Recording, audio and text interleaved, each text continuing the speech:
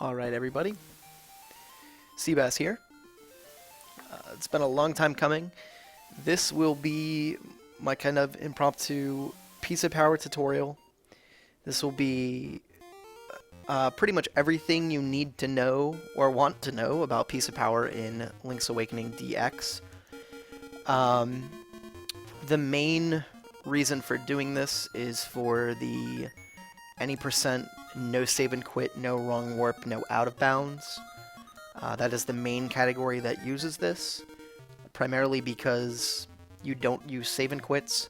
Save and quits do reset your piece of power count, so they're not really that optimal in some of the other categories. Piece of power is good. Piece of power is very good.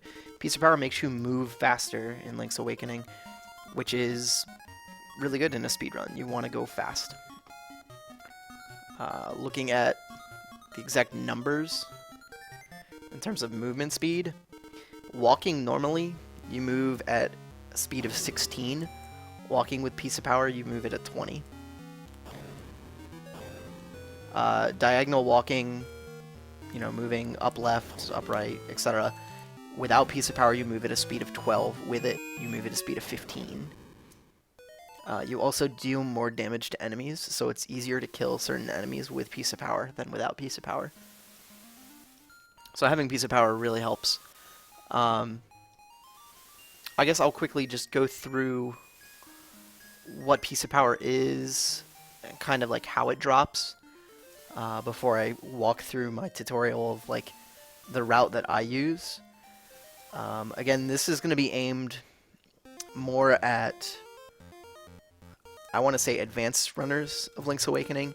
If you're a new runner to this game, or if you're just learning this game, I would say don't worry about piece of power until you can do a deathless run.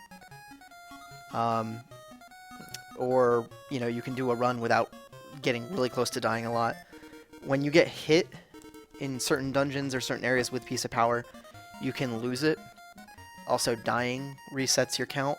So dying or getting hit a bunch is really bad for your piece of power count. So I'd say focus on that stuff first. There's no need to really focus on getting piece of power if you're going to end up dying anyway and having it reset. You're going to just like waste too much time and too much energy trying to focus on something that's going to save not that much time throughout the run. Whereas like just focusing on not dying and proper execution is going to save you more time. So just some general notes on piece of power. What is it? It's a power-up that will drop every X number of kills. When you start the game, you start with 3 heart containers. When you have 3 heart containers, piece of power will drop on the 30th enemy kill. After you leave Dungeon 5 in the main speedrun, which I believe is 7 heart containers, I think is when it kicks over. I believe it's 7. Yeah, once you have 7, you will have 35 hits before you can get piece of power. So later in the game, when you have more life, it's a little bit harder to get the power up. But that's okay. We take that into effect. Again, that happens in Dungeon 5. So you don't have to worry about that at the beginning. Piece of power, like I've been saying, counts with enemies that get hit and when you kill them. For an enemy to count towards piece of power, you need their animation, the exploding animation when they die, to completely finish. If you transfer between screens, an enemy will not count towards piece of power. So let me show an example of that while I'm talking about the rest of the stuff. I will walk to an area where I can demonstrate that. Another thing is dying resets piece of power, which is really important to note. So at the very beginning, when you're on the beach getting your sword, enemies that you kill escaping and on the way to Moblin Skip will not count towards your piece of power if you're going to be taking the intentional death from the shopkeeper.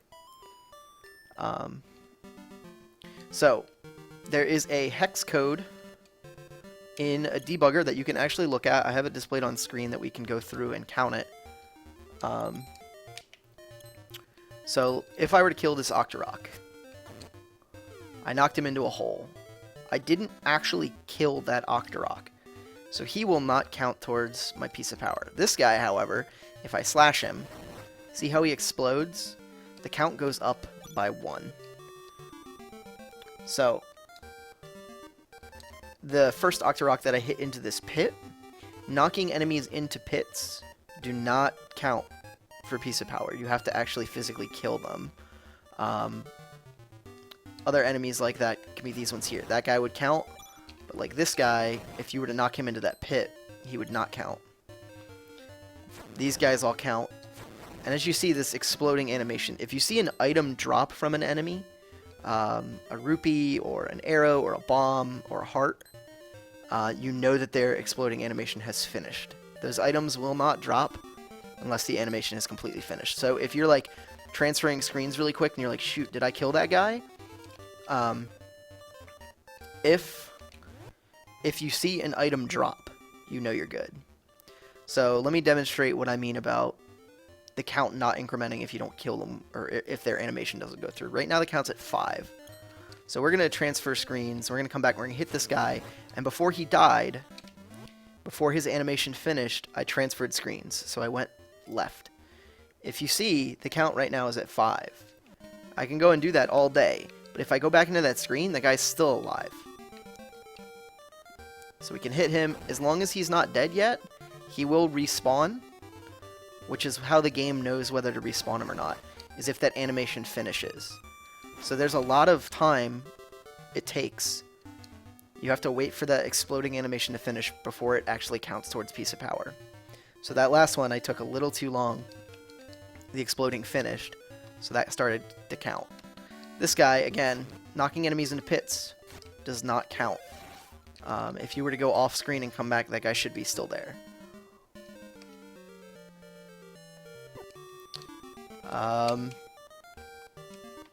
There are certain enemies throughout the run that will not count towards piece of power for one reason or another.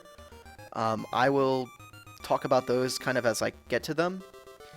For the most part, I just wanted to cover really quickly, like, what is piece of power, I guess, why it's important. So let me go, actually, do I have the key? I should have the key, yeah. Let me demonstrate in Dungeon 1, one of the things about piece of power being, when you leave an area, kind of when you leave a dungeon or when you go into a different cave area in the overworld, your piece of power will reset. Reset meaning it will, if you have it active, it will no longer be active. So let me just keep going. As you see, we'll have that counter go up and up throughout this dungeon. I'm going to kill a lot more things than I normally would. One of the things to note, the piece of power counter in the debugger that you see is in hex. If you don't know how to count in hex, there's a lot of things online you can do. There's a lot of like converters and stuff. Hex is basically base 16, whereas we normally count in decimal, which is a base 10. All that really means is that instead of having a tens place and a ones place, we have a 16s place and a ones place. So to figure out what the count is, you would multiply the number by whatever place it's in. So if it was a 1, 0, that would be the number 16. You would have 1, 16, and 0, 1s. The only reason why you will see letters is because once you get to, say, like a number like 10, you actually can't have a 10 or an 11 or a 12 take up one space. Like you need a number to take up one digit. So to account for that, you use letters. A being 10, B being 11, C is 12, and so on. So if you ever look at your piece of power count and you see 1, 1, it's not an 11, it's a 17. I may make a mistake during the run. as I look at it really quickly. I'll try and remember it, but that's one of the big things to note. If you're like, why is my piece of power say 11, but I got it sooner than I thought? It's because this is in hex, not in decimal. So.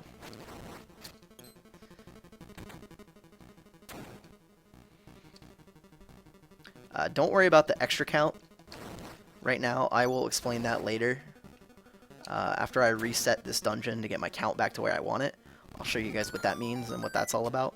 But I wanted to just demonstrate some things really quick about piece of power and like how to lose it. I guess this is a really quick. I can explain this. Goombas. Remember how I said there are a couple special enemies that do not count towards piece of power. Falling on a Goomba. If you squish them like that, falling on a Goomba does not count towards piece of power. So I'll wait for this guy to come. That did not increment our counter. That's really important to know. There's a couple areas where you can jump on Goombas. They do not count. If you slash a Goomba, they count.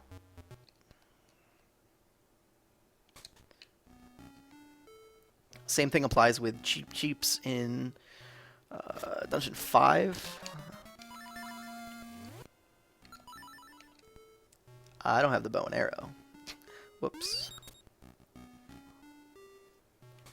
Okay, so again, let's jump on this guy. So it counts at 20 right now. So if we jump on him, it should not go to 21. And it didn't. It's still at 20. Now, if we slash these guys down here, if we slash both of them, we should go up by 2. And we did. That's good. So the first piece of power is going to drop on 30. Which is 1D, 1E, I believe. So we have a couple more kills to get, so I'll kill a bunch of extra stuff.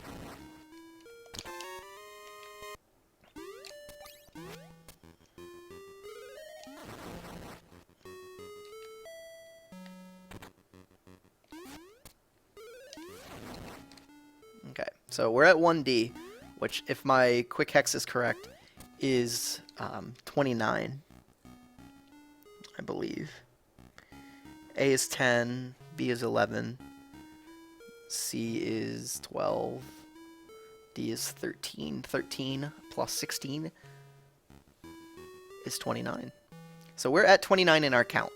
This brings me to another important thing about piece of power. I might as well cover this now. I'll touch again on it when I get back here in the run. Piece of power will not increment on enemies that drop specific items.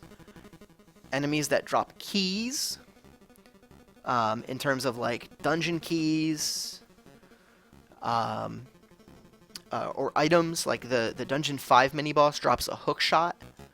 That will not count towards piece of power. The Armos Maze boss at the end on your way to Dungeon 6, he drops a key to get into the dungeon. That guy does not count towards piece of power.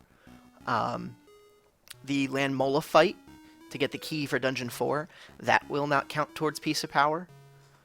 Some mini-bosses do not drop items. They do count towards piece of power. For instance, this guy in here, Rollin' Bones, he will count towards piece of power. If I can kill him without the arrows. Normally I have arrows for this guy. So he should drop piece of power. Nope, he didn't. That's weird. Why is that? Because he's a mini-boss. Mini-boss rooms cannot drop piece of power, but they count. So, there are a couple people like Dodongos. You do not want your piece of power to trigger in Dodongo room. So you should not run into this during the course of the run if you follow the route that I'll outline later. But that's just one special thing to note that I wanted to cover before going on. I actually wish I had gotten a piece of power there because I wanted to show how to lose piece of power. So let me go get it again really quick.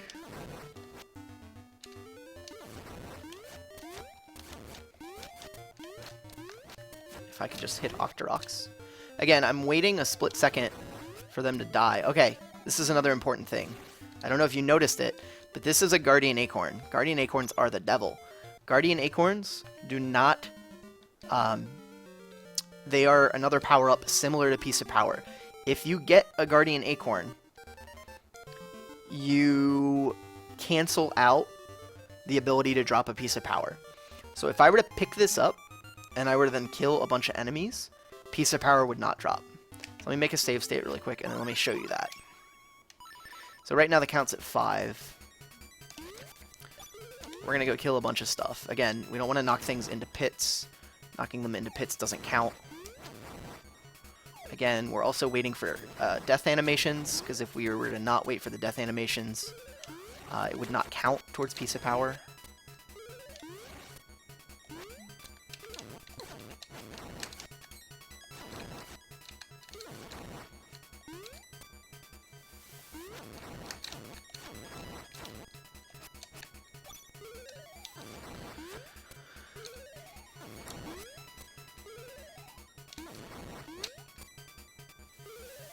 So we're going to get back to 1D, which is where we want to be.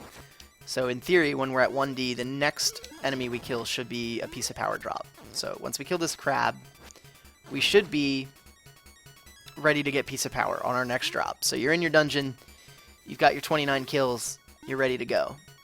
But you have your Guardian Acorn active. If you have a Guardian Acorn active, killing an enemy will not drop Piece of Power. It will reset the count, however. You do not want this. You want to avoid this at all costs.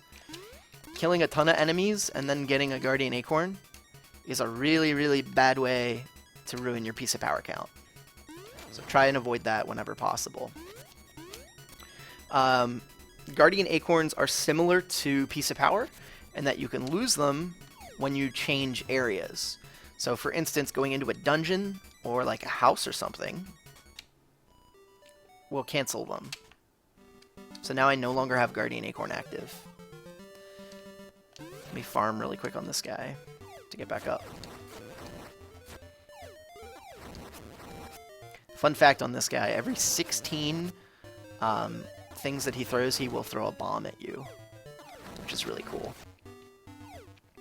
I actually didn't know he could throw bombs until today when I was getting stuff set up for this. So there's a bomb.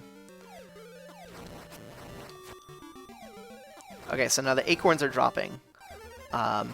This is another really good note I'm going to make. So, remember how I said if you have a Guardian Acorn active, you cannot get a Piece of Power drop. That is true. However, if you are in the same room and a Guardian Acorn drops in the same room as the Piece of Power, as long as you have not picked it up, you're fine. So right now I'm at 29. If I kill one more of these coconuts, Piece of Power should drop. There's some quick interactions I want to talk about with that. So, let me kill one of these. It's a Piece of Power. Oh, what's that? Piece of Power didn't drop. Why is that? I didn't actually line that up, but I'm glad it happened. So, Guardian Acorns, the way they work is that every 12 kills that you get consecutively without taking damage will drop a Guardian Acorn. There are some weird rules with it about like changing zones and stuff where it clears, but for the most part, just remember the number 12. It won't happen very much during your run. If an enemy drops a Guardian Acorn, they will not count towards your Piece of Power because they dropped technically an item, that item being an acorn. Similar to if a boss were to drop like a dungeon key or something.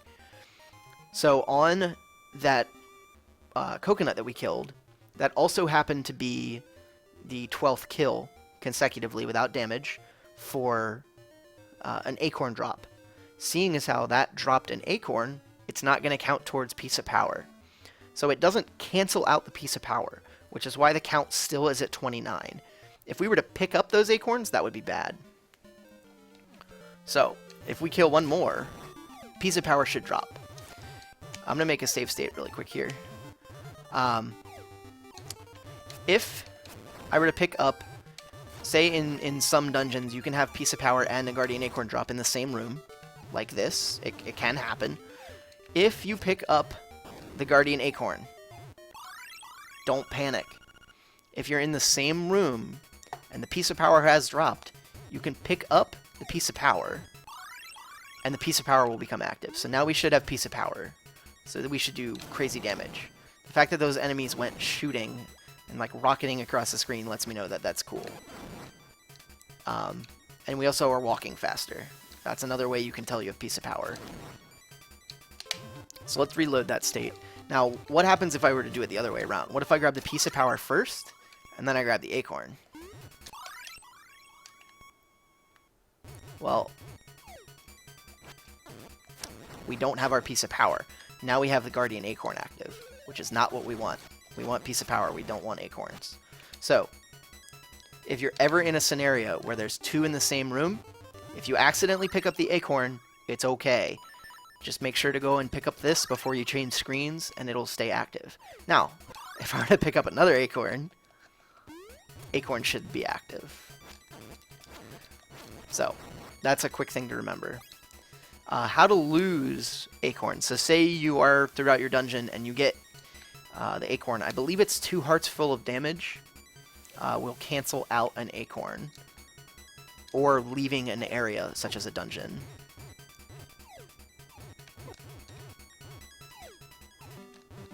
Okay, so we took 2 hearts full of damage, so that has cleared our Guardian Acorn, which is what we want. So now we can get our Piece of Power back. I'm actually going to get it, oh, screw this. I'm going to go back towards the dungeon so I can show stuff there.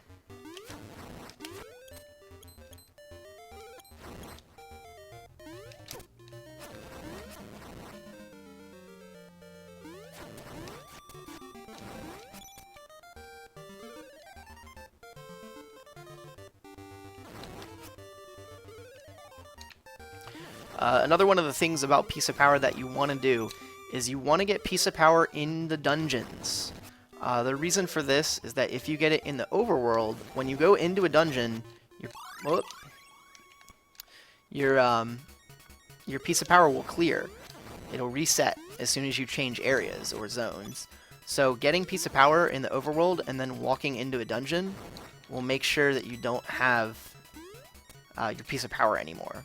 Same thing with an Acorn. So like I have an Acorn here. When I go in, Acorn clears.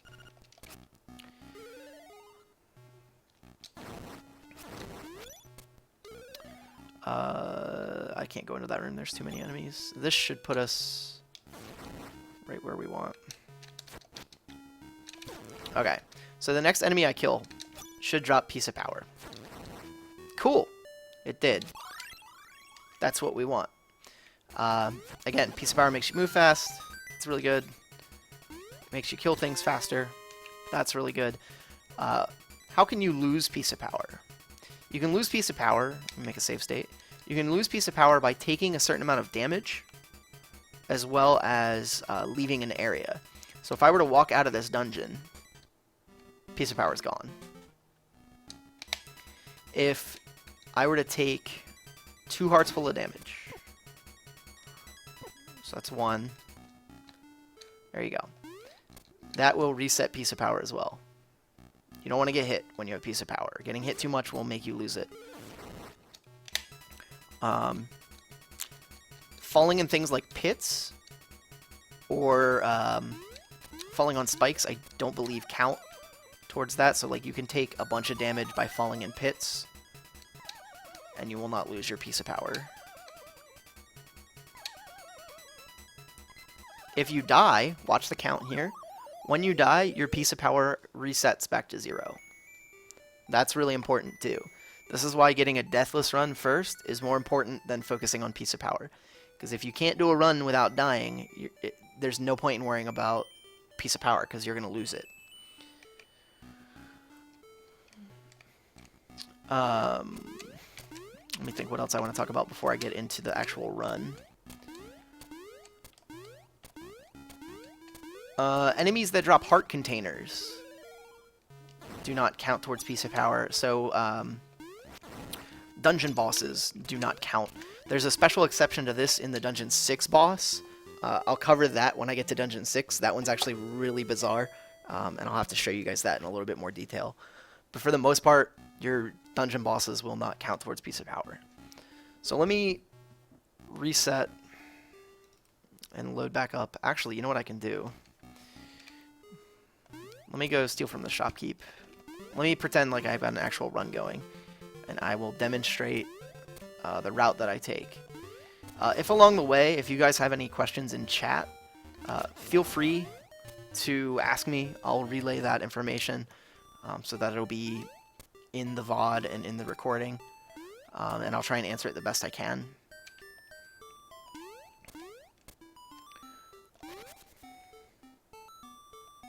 Do I have powder? I have powder. Okay.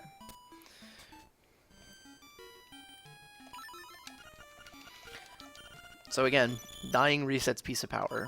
So me dying to the shopkeeper would reset it.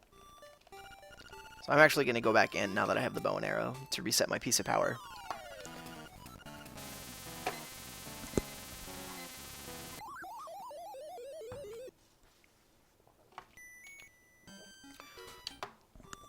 Okay, so at this point in your run, you've got your bow and arrow, you've got your shovel. You've got everything, and you've already gotten your intentional death. Now is when the fun starts. Now is when you actually start counting your piece of power. The way that I track piece of power, again, you want to be counting up to 30. And then, again, once you leave Dungeon 5 and you have, I believe, 7 or more heart containers, it goes to 35 is the count that you need. When you get 11 or more heart containers, it goes up to 40. But that doesn't. We don't really need to worry about that during the course of this run. So we've got the shopkeeper stuff. We're ready to go to Dungeon 1. We have our tail key. That mini boss is still there. Actually, let me load up my save. Now that I'm thinking about it, that mini boss will count, and I don't want the mini boss to be dead. Shoot.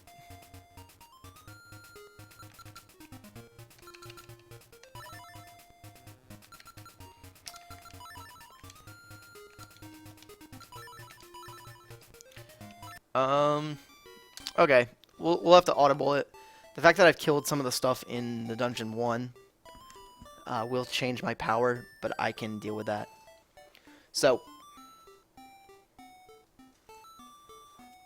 let's go. So now, actually, back to how I count. I'll explain that before I go. You'll hear me talk about this number here, my extra count. Throughout the run, counting to 30 can get really confusing. It doesn't sound that hard, but when you're worrying about trying to do things optimally, worrying about if you killed a guy or didn't kill a guy, what happens if you see a guardian acorn, there's a lot of things that can mess up your count. The more your count is messed up, the harder it is to keep track of where you are. So the smaller the number that you have to keep track of, the easier it is for you to remember. So the way that I do piece of power counting isn't to worry about the hex count. It's to worry about what I call the extra count or the plus count. You'll hear me say I'm at +2 or +3. What that means is that throughout the course of a dungeon or throughout the course of the route, I have killed that many extra enemies. What I consider an extra enemy would be anything that is not required for the route. So, for example, in a room that has a key that needs to drop, if you need to kill every enemy in the room to get that key to continue on in the route, those enemies will count towards piece of power, but I will not consider them extra. Extra would be anything like in the overworld. So, I guess I can just start, and as I go, I'll explain. The first ones we get into, there will be 4 that I will kill on my way to Dungeon 1. I would not normally have the feather, so I'm going to pretend I don't have the feather. So on my way in, I try and kill 4 Octoroks. This gets my count to +4. 1, 2, 3, 4. Now the fact that the one in the top right didn't die, that's okay. This is another reason why I use a plus count system instead of an exact like hard count. The fact that I missed one of the Octoroks is okay. The goal of Piece of Power isn't to waste time trying to get the exact same amount of kills every time. If you miss a kill, there are extra kills along the run that you can get to account for kills that you've missed later that may be quicker and easier instead of you wasting time trying to kill other things. So, the fact that I missed that Octorok is okay. I'm at 3 on my plus count. I'm going to take that into account in the next dungeon. So, we're going to keep going. We'd open up, we'd go in. We would bump both of these guys up in here. These guys will not count. Again, if you knock an enemy into a pit, they do not count towards Piece of Power. Normally, when I go into this next room, I will kill one red slime and then knock that guy in. Again, that red slime is not needed, so I use that as a plus count. So my plus count's at 4 right now. This next room here, these keys that are in this room, you need to kill these to get this door to open. These do not count towards the plus count. So don't worry about them. So right now our plus count is still at 4, but our Piece of Power count is at 8. Try and not worry about the hex count. Try and worry about the extra count. It'll make it a lot simpler and a lot easier. I don't even, like, during my runs, I don't worry about the hex count. I will just worry about my extra, because I have it down to exactly which enemies I have to kill, and then how many extra ones I would need to make Piece of Power drop. Normally, when I leave Dungeon 1, I want +6 on my count. So I'm at +4. We'll keep going. Normally, we skip this guy.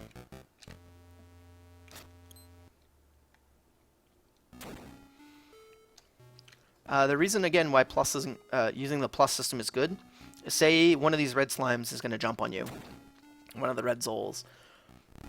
If the red Zol is going to jump on you, kill him. It's faster than letting him jump on you and you going slow. But don't panic. That would just increase your extra count, which means later you would kill one less enemy to get extra count. That could mean killing an extra or a less enemy in the forest on the way to the Moblin hideout, on the way to Dungeon 2, stuff like that. That's kind of where the variance comes in Piece of Power, which is why I'll focus on that. So anyway, we're at 4. Another room of variance is here. Sometimes these guys can get knocked into pits. Again, if you knock a guy into a pit,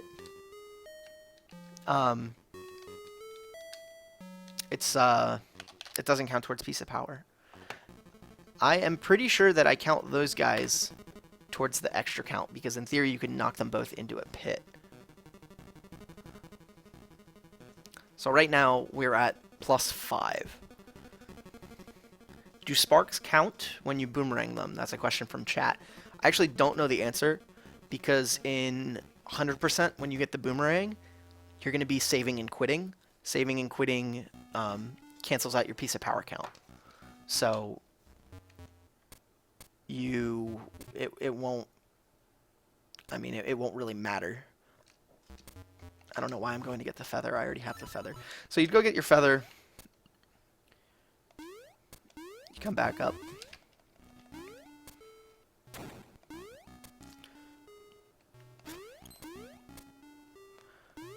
Oh.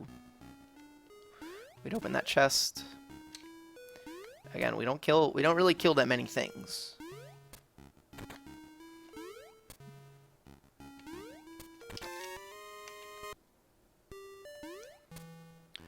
I, however, I'm going to be 1 behind on my count because of Rolling Bones being dead already. So I'm going to kill a Keese. I'm going to not count that Keese towards my plus, because I normally would kill Rolling Bones here, which would make the Piece of Power count higher by 1. But seeing as how I already killed him, we'll just kill a Keys to overcorrect. So normally, you would have your equips, whatever. Moldorm, again, boss enemies that drop heart containers will not count towards Piece of Power. So if you look right now, the count's at 0A, which is a 10. Moldorm did not count. So our plus count's at 5. Normally, like I said, when I leave Dungeon 1, I want to be at around a plus 6. The reason being is because there's about another 10 that you can more or less guarantee on the way to Dungeon 2. I have full notes for this that I will paste. Actually, I'll paste it into chat now. So if you guys want to play along, that is the pastebin notes. When I make the video on YouTube, I will put that link in the description for everybody, so you can follow along. So now that we're done Dungeon 1, we go to Dungeon 2 after the Moblin Hideout.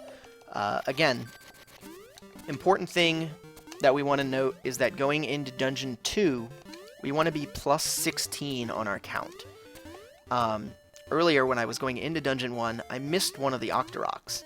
That's okay, because when you're leaving this area, you can make up for that kill that you missed, and it doesn't waste a bunch of time instead of like trying to go back and forth killing an Octorok. So, if you find yourself short on kills, as you're leaving the dungeon, charge a Spin Slash, and you can Spin Slash that Octorok normally on your way out. That will put your count at plus 6. So now we're right where we want to be. The next two enemies we're going to kill in our route, in terms of our extra count, there are 2 Moblins here. Jump and charge a Spin Slash. Jump, Spin Slash them. That puts our count at plus 8. I'll update it in a second, because you want to do another 2, which will put you at plus 10 with these 2 guys. Jump, jump. Skip these. Oh no, shame.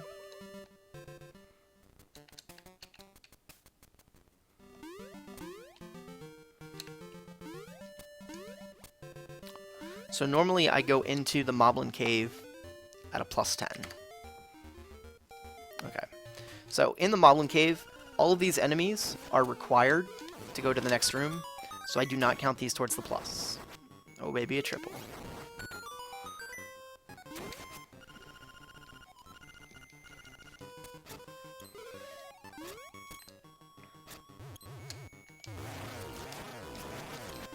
Again, looking at our count, we're at a 14 in Hex, which is really a 20.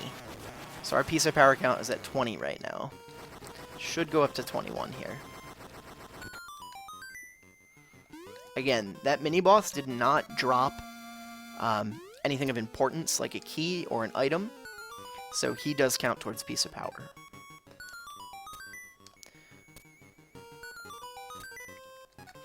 I'm going to make a save state here because this is where Bow Wow comes in.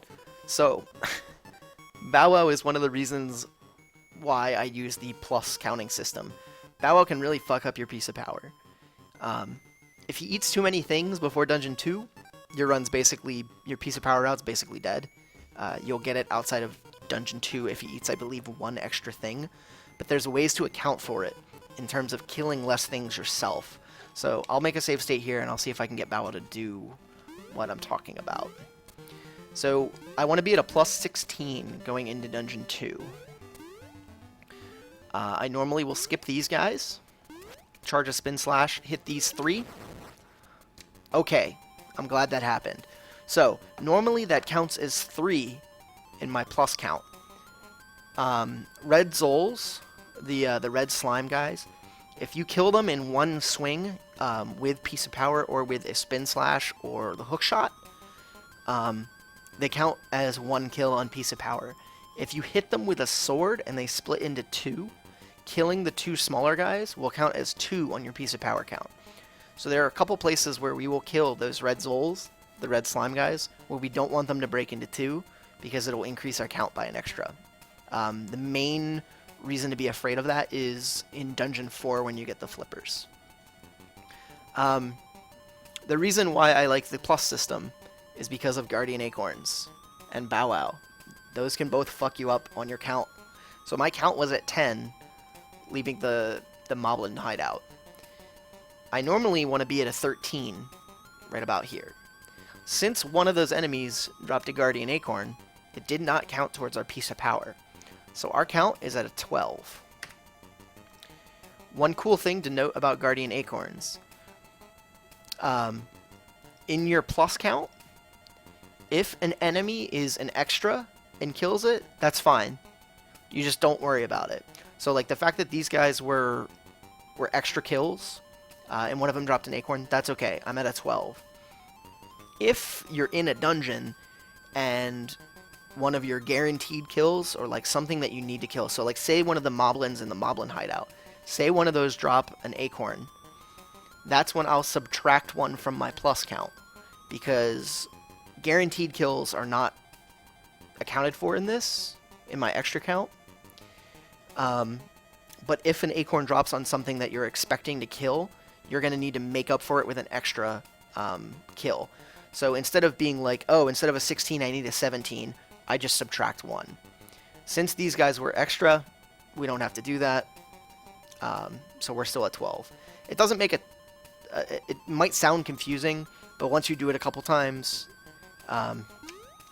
you get used to like when you would subtract 1. We want to be at 16. We'll kill these two. That'll put us at plus 14. Normally, Bow Wow is going to eat one guy. If you go in like this and you jump up, he'll normally eat the shark there. So we're at plus 15. He can eat one more thing. That is okay. So him eating that flower is required to get into the dungeon. That one flower I do not count. So technically we're at a 15 right now. So let's see if I was right.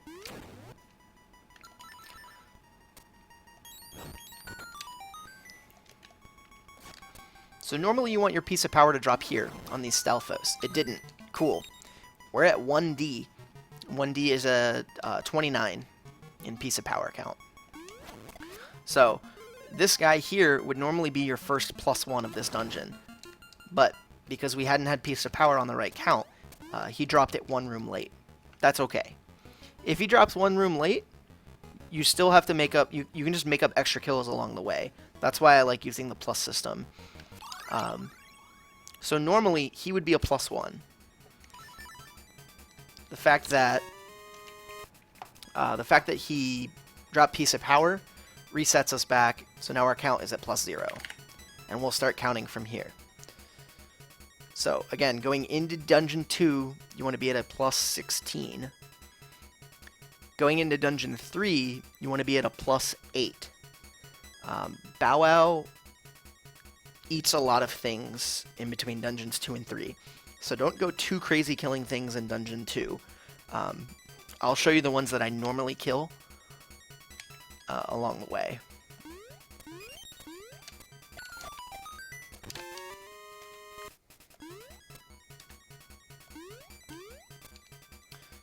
And we skip over these. I do not kill these keys here.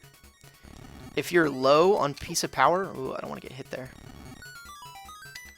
If you're low on piece of power and you need extra kills, those keys are a really good place to make up for it. Same with this keys here.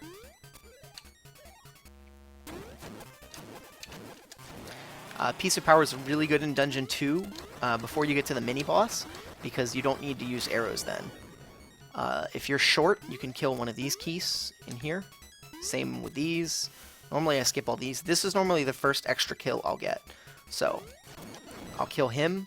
Again, you want to make sure that the item drops or his explosion finishes. So now we're at a +1.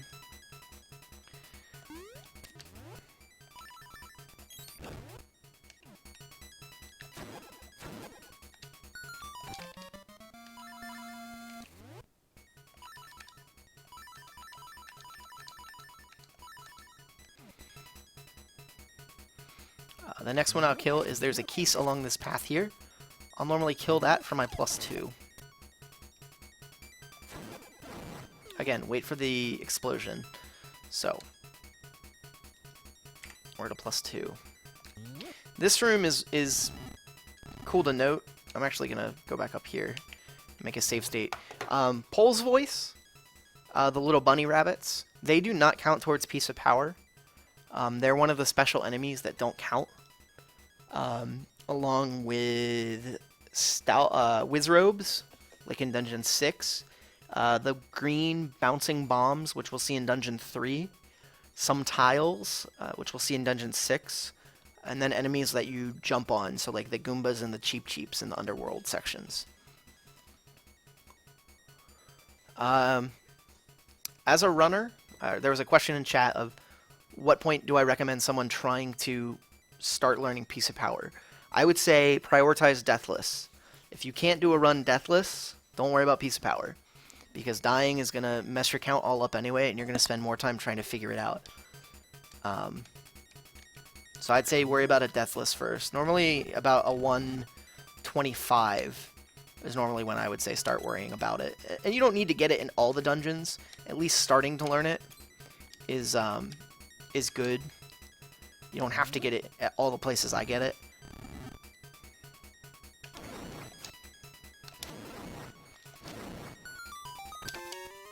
So we're still at a +2. That has not changed. Again, Pole's Voice do not count. So if you're wondering, oh, I killed a Pole's Voice, why is my Piece of Power not where I want it? Pole's Voice don't count.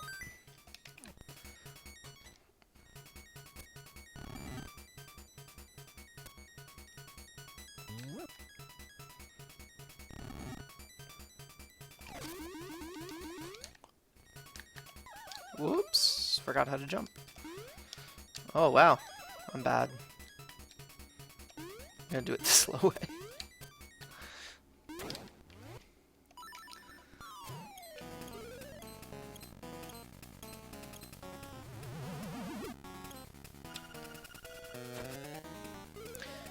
So this guy you're gonna just kill as normal. He's not gonna count towards your Piece of Power because he's a boss that drops a heart container. He's also required, so we don't need to worry about him for our plus count.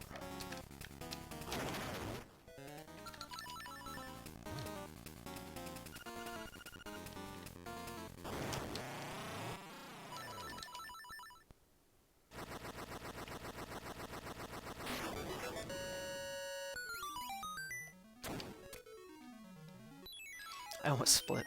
I almost hit my split button there, just out of habit.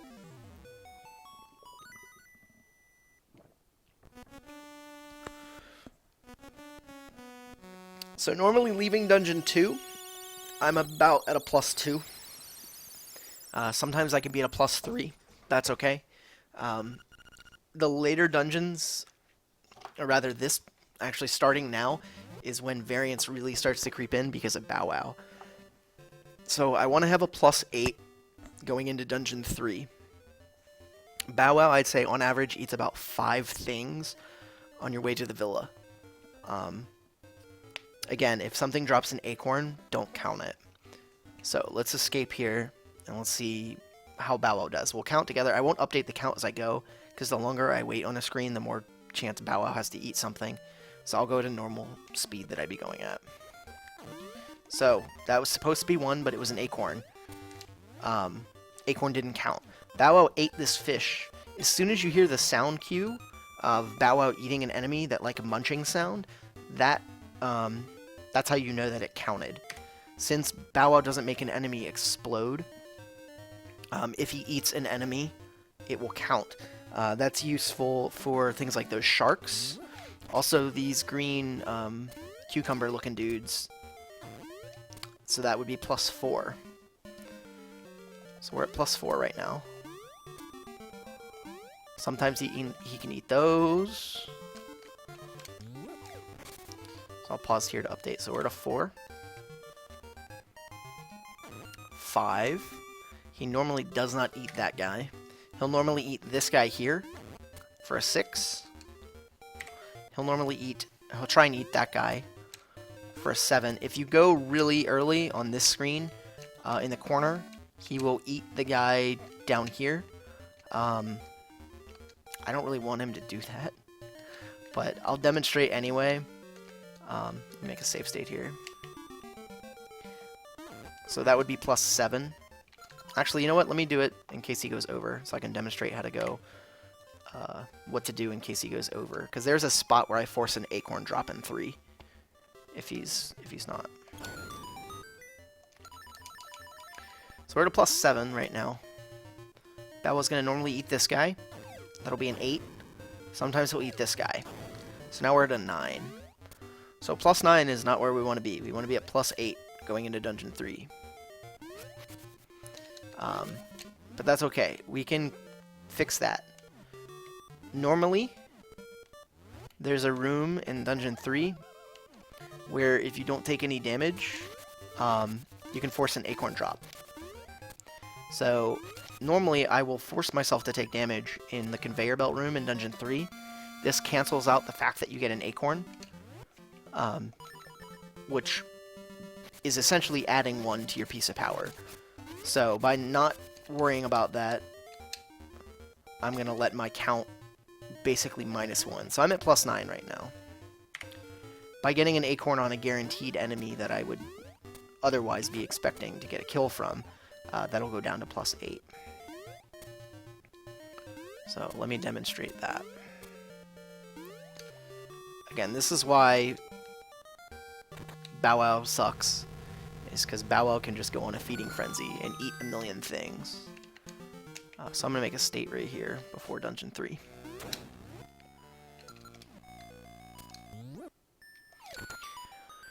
You're going to kill these guys. The bouncing bombs do not count. So our count only went up by 2 there. 1 for the red slime in the corner, 1 for the hooded Stalfos. This next room, it should go up by 4. Again, these are not plus kills. These 2 guys right here, if you're short on kills, as you're jumping out of this room, charge a spin slash, and you can normally kill these guys for extra kills. That's if you're off by 2. Let me show what I mean by that.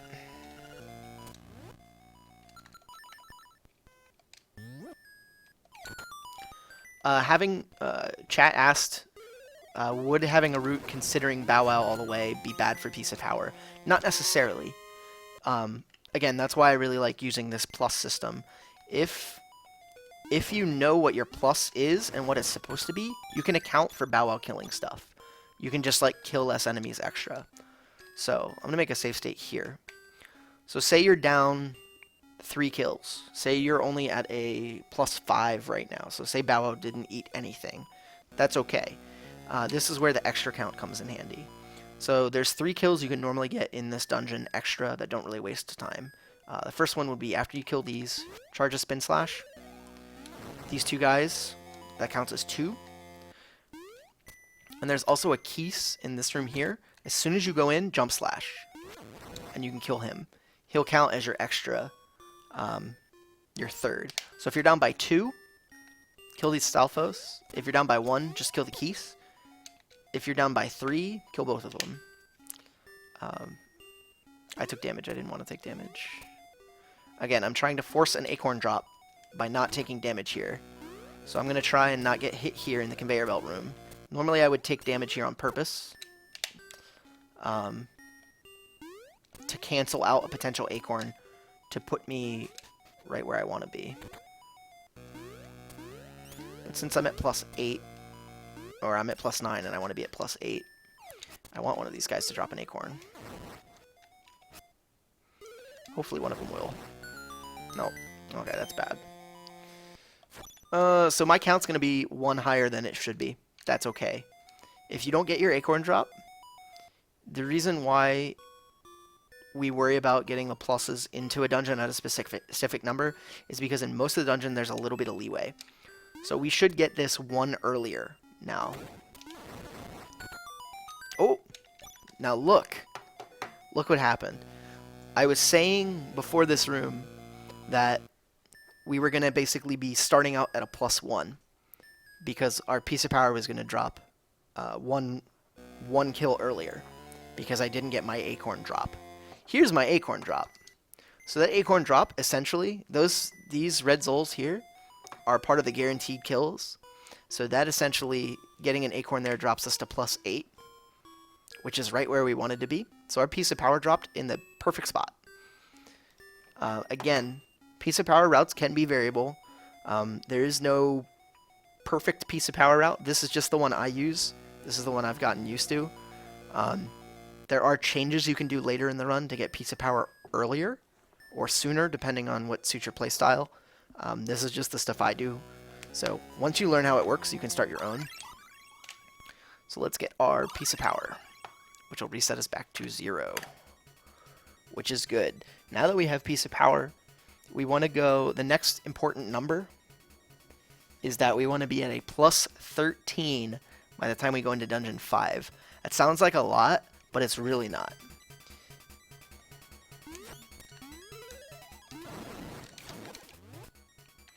Again, those guys are not pluses because we are expected to kill them to get this key.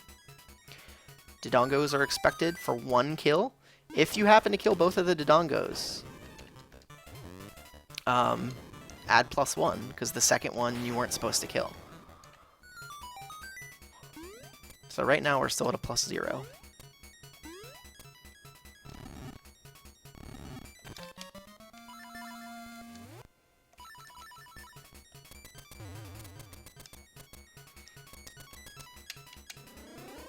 This guy here, you don't need to kill him, but you normally do. He's your first plus in Dungeon 3 normally.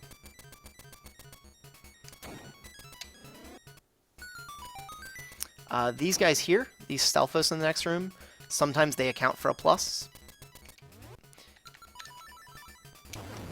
So he's going to explode, but let's see if we get it or not. Okay, so he did explode all the way, so he counted.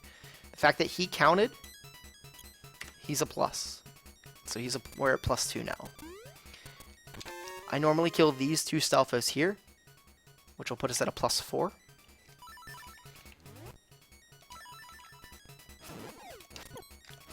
Whoops.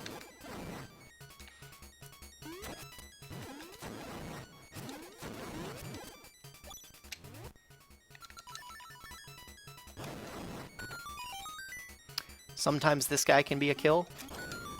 I don't think he counted here. Nope.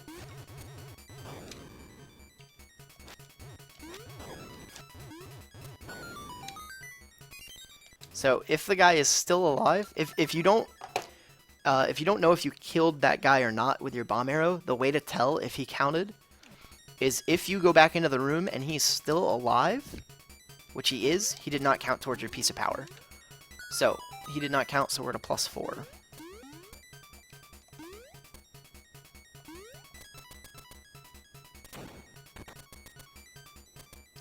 Now again, we want to be at a +13 by the time we get into the next, into Dungeon 5. There's a lot of stuff we have to do along the way, so being at a +4 is okay.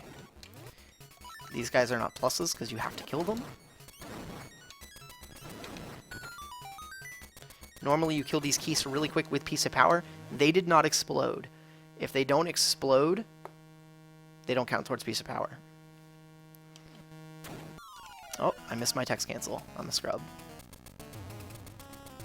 Oh, I'm bad.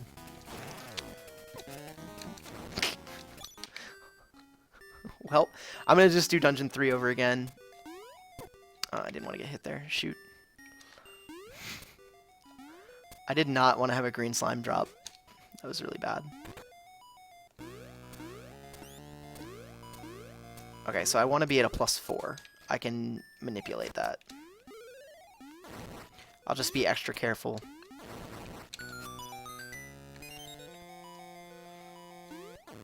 Whoa! I didn't want to do that. Oh, Jesus. What am I doing?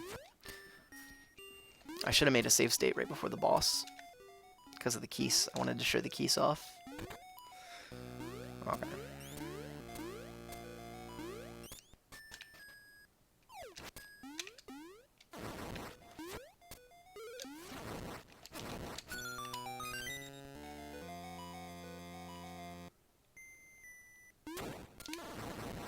Cool. Alright, now we're back to where we were.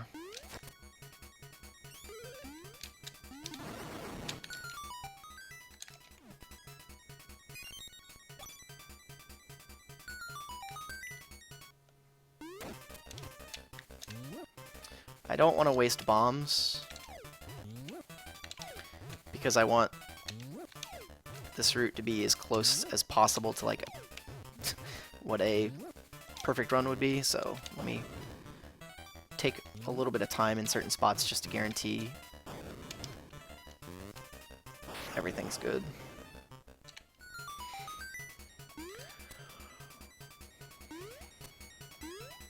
Okay, so we need to get our number back to a +4. Technically, right now we're at a 0. So actually, let me just show you how the game can be variant with certain kills. We'll actually be at a +1 because of this guy here.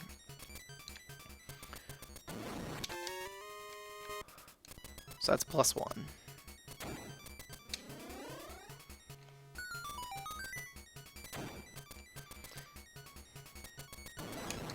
That guy died.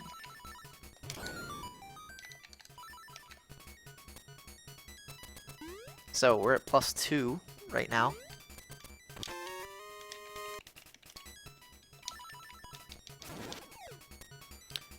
+4.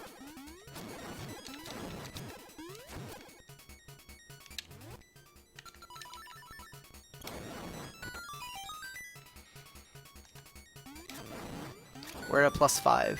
Okay. So sometimes that guy gets in your way and you have to kill him.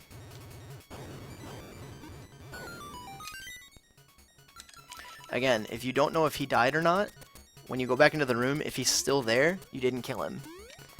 So we killed him this time, so that's okay. We'll be at a +5. Let me update this once I get to the boss.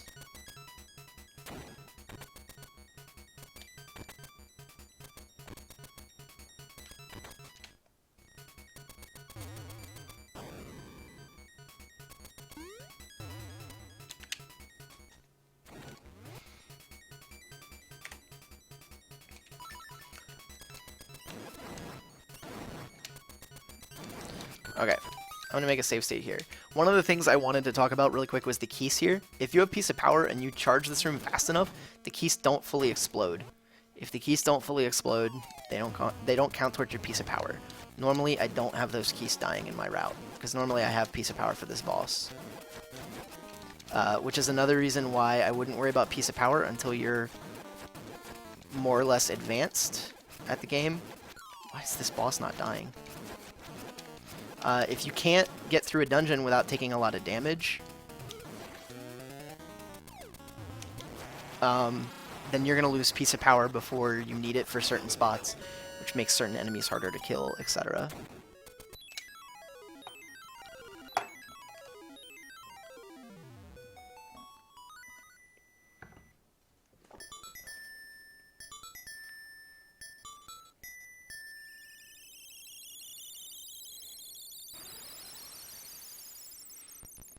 Alright, so we're at a +5. Again, the magic number going into Dungeon 5 is a +13. So, throughout the next spot, Bow Wow can be a bit of a dick. This is where Bow Wow variance comes in a lot, as well as some of the overworld enemies. So, normally I kill this guy here, which puts us at +6. I'll update in a second.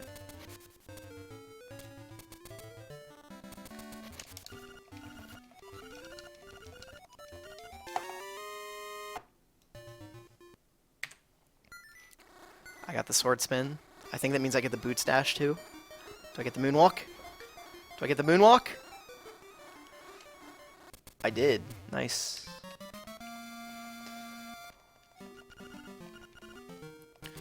Okay, so we're at a +6. +7.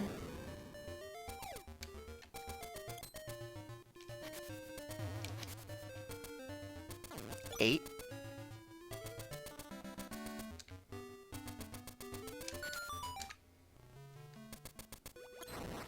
That didn't count. 9. So Bow Wow ate that guy in the cave. I hit one of the fish with my sword. They didn't explode yet. Bow Wow ate a guy. Bow Wow's kill, as soon as you hear that sound, it's instant. So we're at a +9 right now. He'll sometimes eat that slime. If you're too high on your count, hug this right wall, which kind of forces Bow Wow not to eat that green gel as often.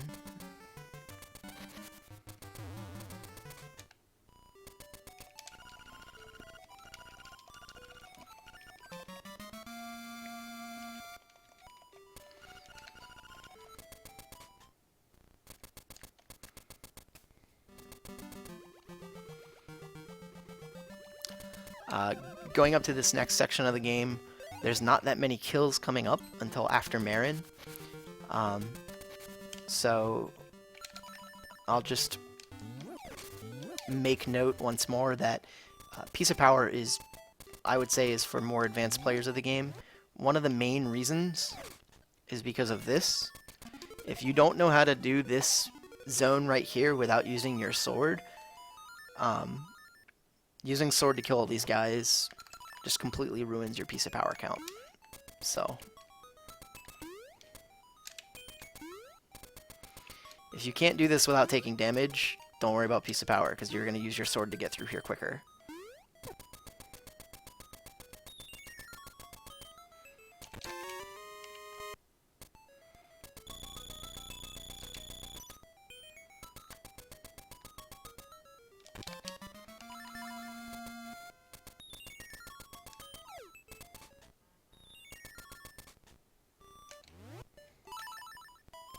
So now we're going to go return Bow Wow, which is good because it cuts down on the variance of the run. At this point, there are still some overworld enemies that we can kill to help out the Piece of Power in terms of speed. I'll point those out as I get to them. For the most part, the ones that I kill will be the ones that are in the Telltale Heights area.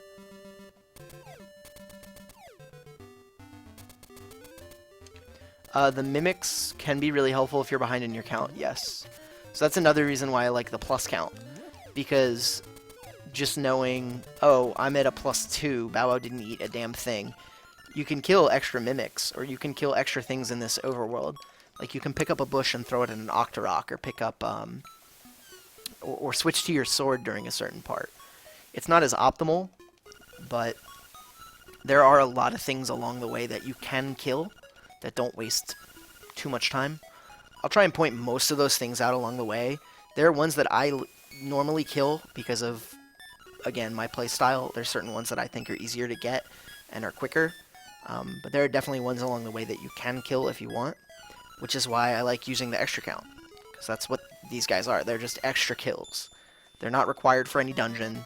Doesn't matter how you get them or where you get them, as long as you get them at the right time.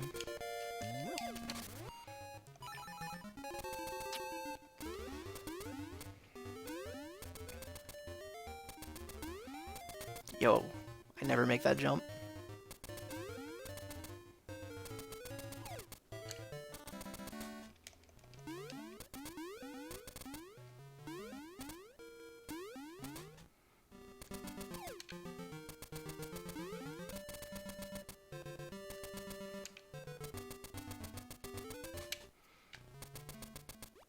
So for example, normally you want the sword when you're leaving this area to help get through these bushes quicker.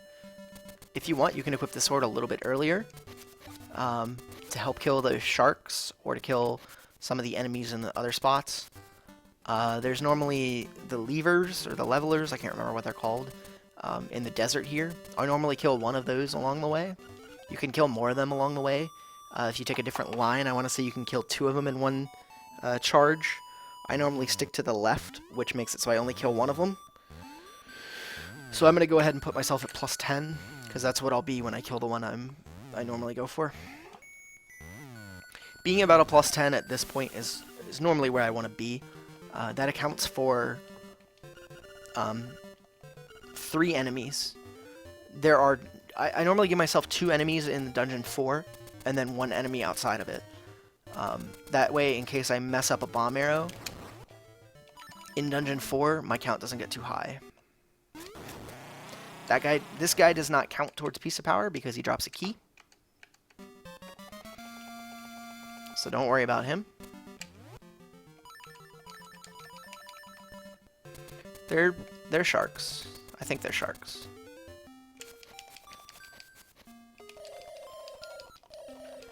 So plus 10. Again, the magic number is a plus 13 going into Dungeon 5. If you're at a plus 13 in Dungeon 4, you're gonna get your Piece of Power at the end of Dungeon 4 when you get the flippers, and you're gonna be real sad, because then you're gonna have to do all of Dungeon 5 without Piece of Power. Dungeon 5 without Piece of Power is not fun. Not fun at all.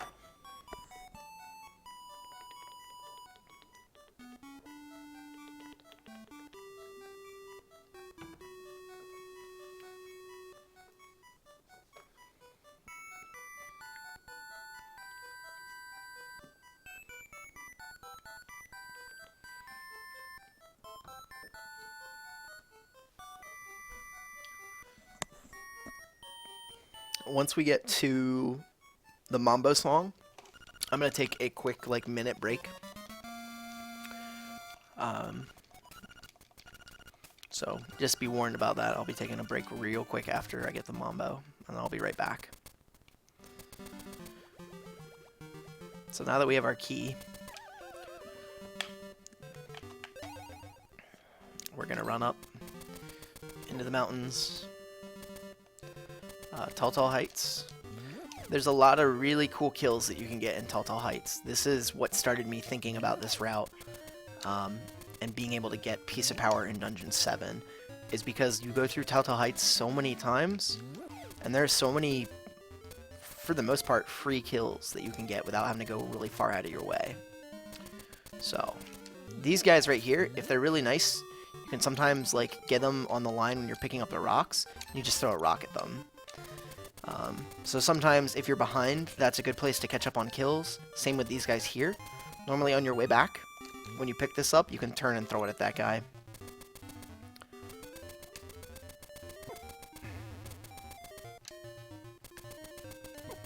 These guys are being jerks today.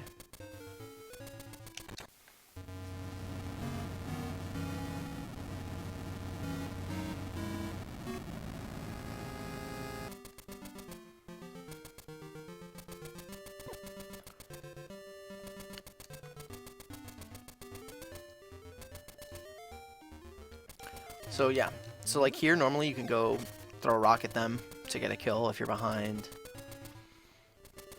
This section here, I'm going to touch on this part now, because this is the part I'm talking about with a lot of free kills. I'm going to make a save state, because I don't actually want these kills now, I want them later, but I want to demonstrate it now, so that later in the run I can just blow through here without having to talk too much about it. Optimal equips here are sword and the feather. So let me run through it once. Actually, first off, I guess I should say, is there's a keys in this room, up in this area. What you're going to do naturally is jump up and to the right. When you're jumping, you can hit that keys on your way, and he will explode, I'd say 99% of the time, before you screen transition. So he's a good way to get +1 on your count. Like that. The next one's a little more complicated. The next one, there's a crystal right here. There's a green Zol that will appear up in these cracks. Normally what you're going to do is you're going to jump diagonal and slash this, push these out of the way and go in this. When you're pushing this, as soon as it's moving, you can't actually be pushing the other one down yet. So while it's pushing, you can do what I call the Seabass swag, which is my patented kill on this green Zol here. I'm going to demonstrate it now because it looks really cool. I use this later in the run to get Piece of Power count up. So basically, as you push, as soon as you start seeing it push, turn and slash backwards before you push down. So again, 1, 2, and then 3, 4. If you want, you can kill this guy. You can do like a whole bunch, so you can go 1, 2. Whoops, I didn't get that. 3, 4, 5, and then switch to Boots Feather. Again, we don't need those for now, but later in the run I will be killing those guys, so...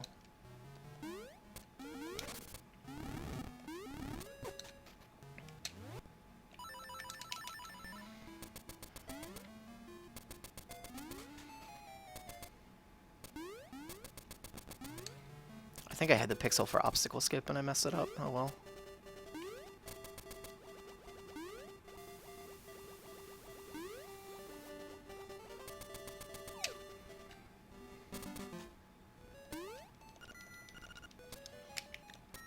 Okay, I'm going to make a save state here. In this dungeon, normally I account for like 1 Tektite kill. When you bomb the chest, the first chest that you need to open, normally I end up killing that Tektite. So I normally account for like a kill here.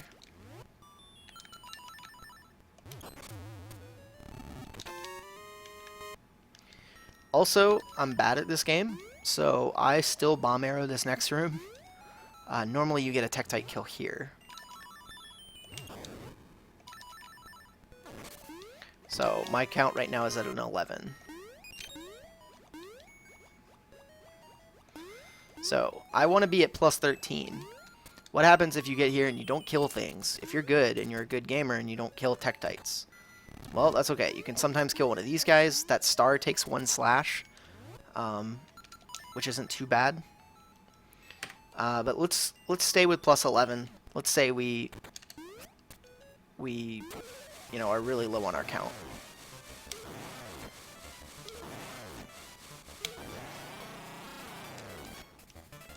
Again, one of the really important reasons why we don't want to be too far up in our count by the time we get into this dungeon is if you accidentally kill those Tektites, these red Zols in this next room can pop Piece of Power, which you do not want.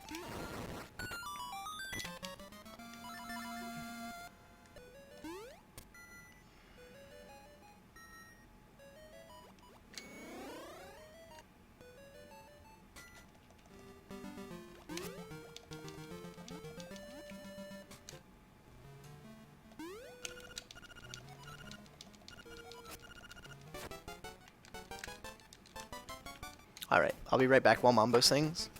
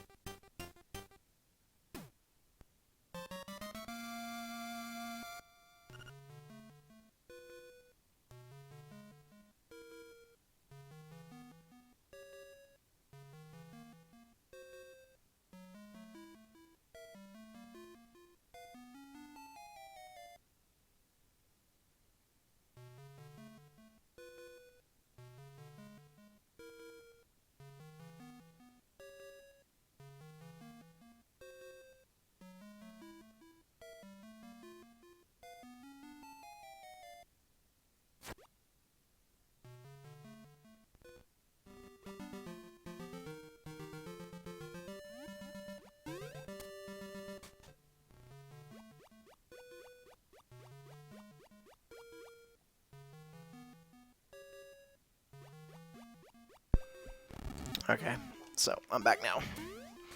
So our count's at 11. One of the reasons why it's okay to be under by 1 or 2 is that there are 2 enemies that you can kill when you're leaving this dungeon. First one being this like. You can normally jump slash him, which will put you there.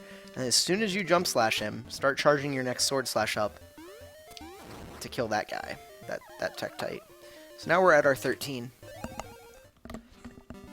If you look at the hex count, we're at 1D, which is 29. 29 is the exact number we want to be on by the time we get into Dungeon 5, which is a count of plus 13. The reason for that is there's one enemy we're going to kill at the very beginning of Dungeon 5, which is going to make sure that we have Piece of Power for the, what I call the 5 room, which is a room with 4 Keese and a Helmasaur. Helmosaurs take 1 hit with Piece of Power, 2 without, or a Spin Slash. So having Piece of Power 1 room early makes that room a little bit speedier, which is why I like normally going in with a plus 13. So we're going to kill this red Zol in this room, which should drop our Piece of Power. I'm going to make a save state here because Dungeon 5 is brutal. So if I accidentally die, I can come back to here. So having Piece of Power in this room is normally a lot faster than that. I'm just bad. Once you get Piece of Power in Dungeon 5, you want to be very careful. The next important number that we need is a 7. We need no more than +7 when we leave Dungeon 5. If you get +8 in Dungeon 5, you run the risk of getting... You don't actually run the risk, you actually get a double drop of Piece of Power in Dungeon 5, which means you will not get it in Dungeon 6, which is bad because Dungeon 6 sucks without Piece of Power. So, we're at a 1 right now. No, we're not. We're at a 2. I can't count.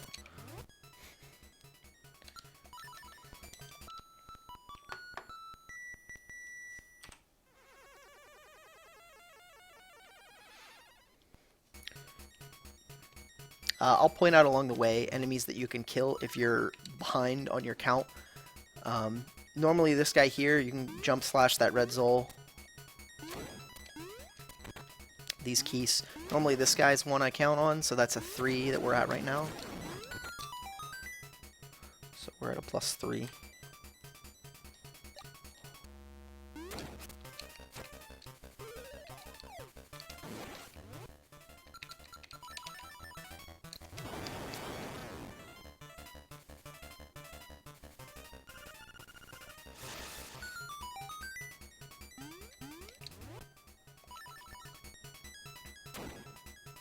Dungeon 5 is one of those dungeons where I will go slightly slower to avoid hitting things to guarantee that my Piece of Power is lasting throughout the full dungeon, because it is one of the very long dungeons.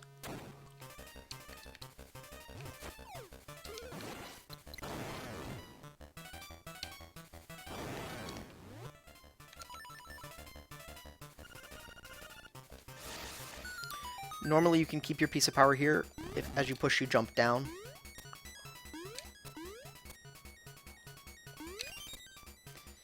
Normally there's one of the Stalfos up here. I'll try and kill this guy. If you don't kill him, that's okay. See how he was about to fall in the pit? That means he's not going to count towards Piece of Power. No worries. We're still at a +3, which is a fine count because there's a lot of enemies in Dungeon 5 you can kill.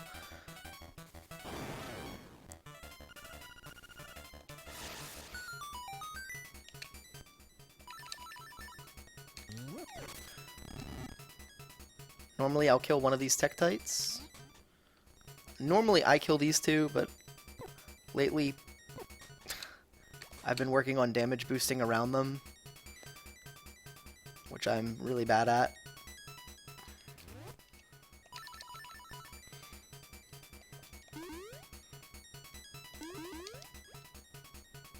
Again, jumping on a Goomba does not count, but slashing a Goomba will count towards Piece of Power. That one there, however, is a little slow because of your equips.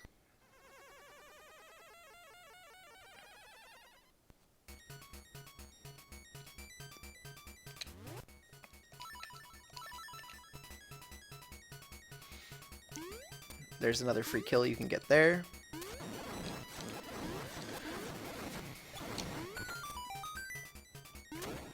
You can, in theory, kill one of those guys if you have Piece of Power. They're pretty easy to kill.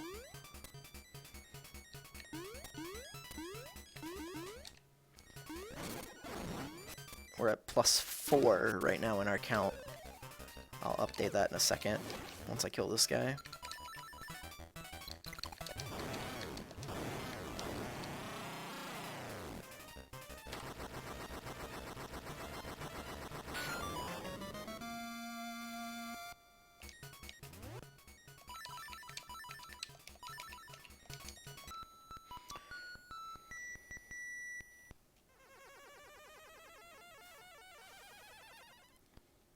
So we still need 3 kills. We're getting towards the end of the dungeon, so now is where I'd normally be a little greedy with my kills. That's one. I'll kill that Keys there sometimes, just because he can be a dick on your way back through. When you're that close to the top, he can sometimes hit you and force you to lose piece of power. That guy is normally 6 for me. So right now I'm at a +6. Sometimes you can kill one of these for a +7. Just make sure that you wait for him to explode.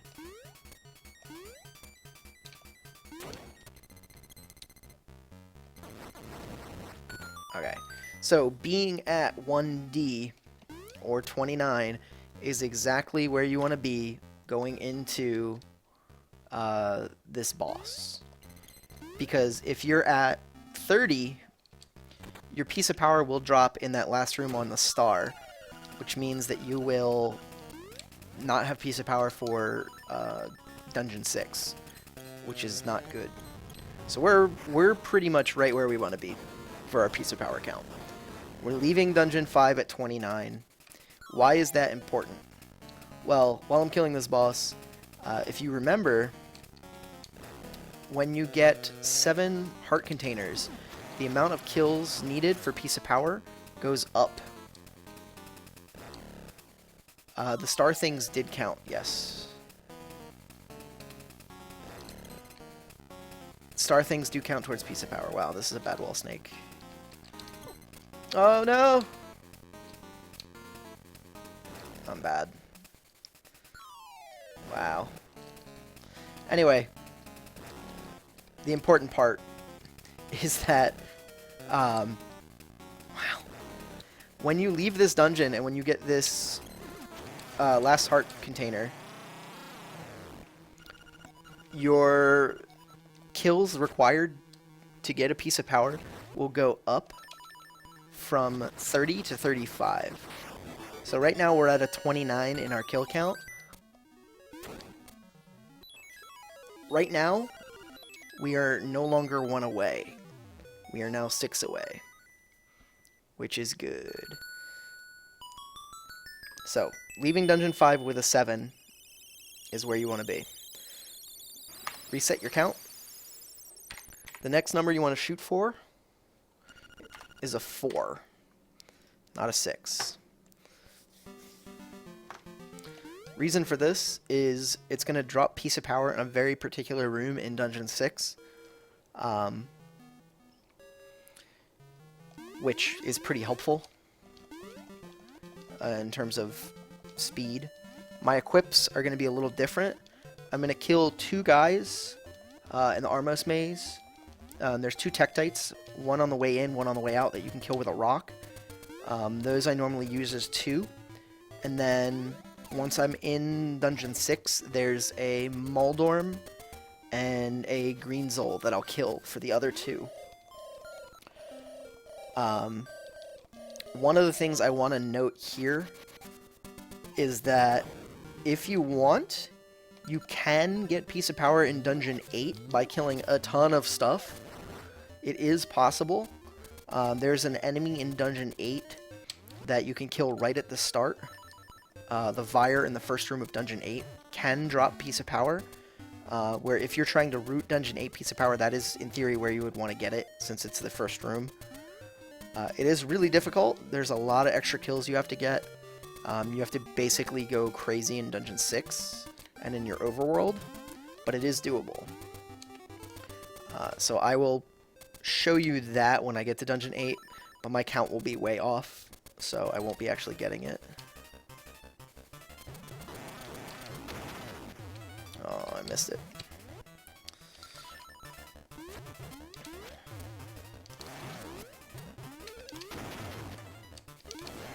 Again, this guy will not count towards piece of power because he drops an item, that item being the key for Dungeon 6. So, he does not count.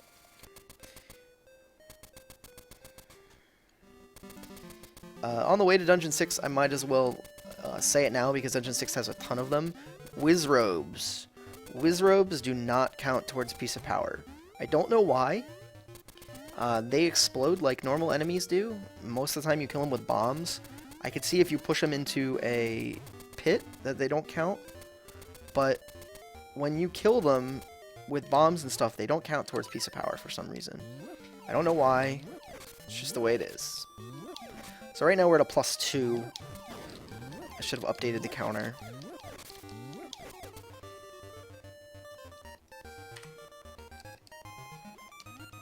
Being at a +2 here is fine. Normally this is where I want to be going into Dungeon 6. That 4 is basically just saying the next piece of power I'm going to get is when I reach +4. Ooh. I'm bad.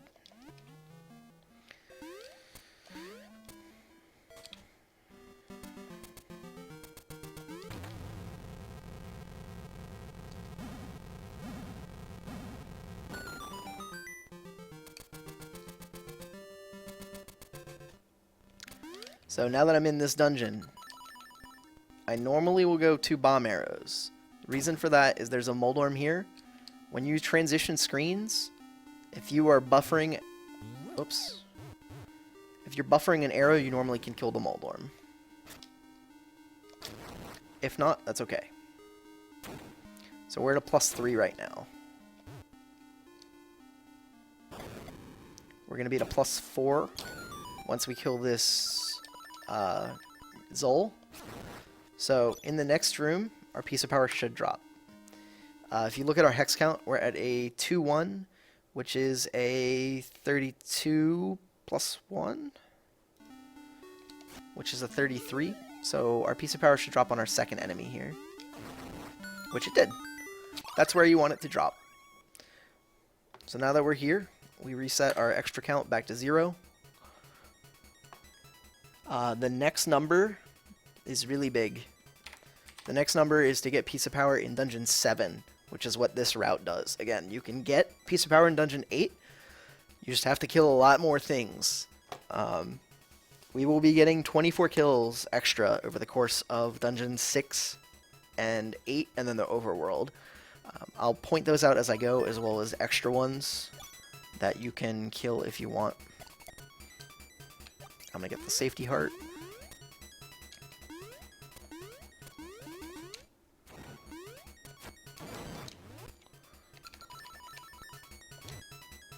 I hope that gets him.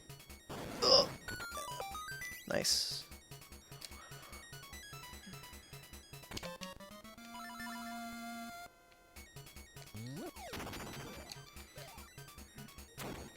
This guy here, I'm gonna make a save state, because you can actually kill this guy here if you're really cool. I'm not very good at it.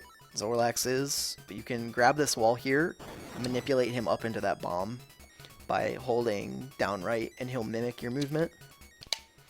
I normally don't kill him though, so I'm gonna just ignore the fact that he's there.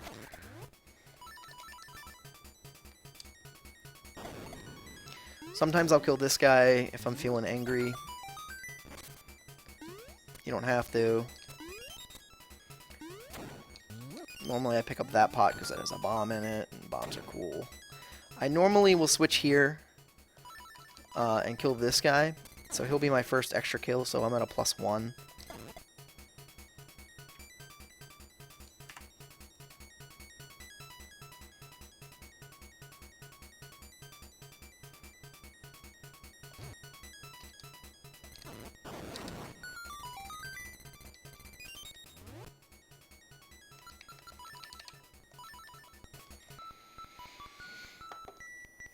Okay.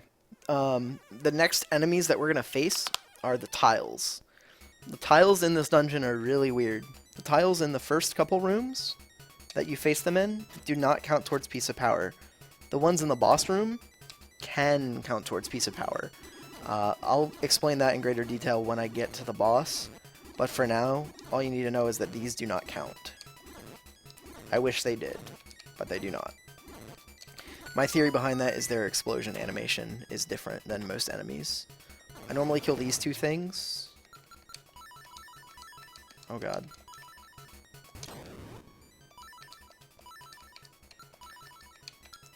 which will put my count at a +3.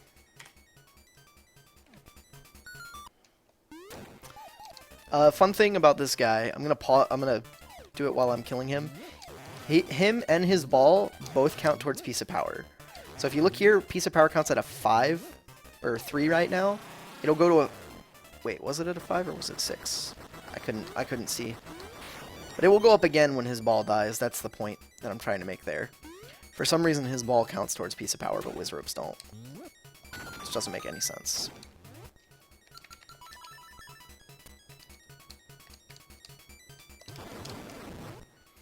Yo, I didn't get hit. Swag.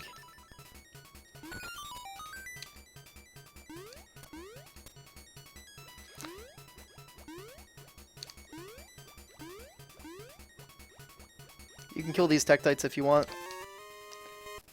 I normally don't.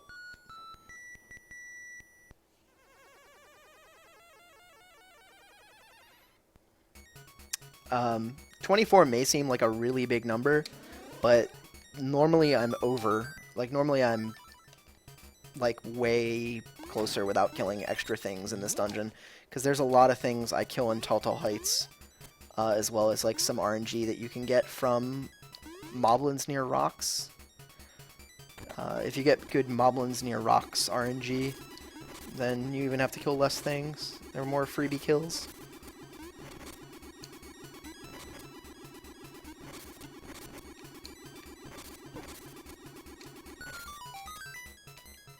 What?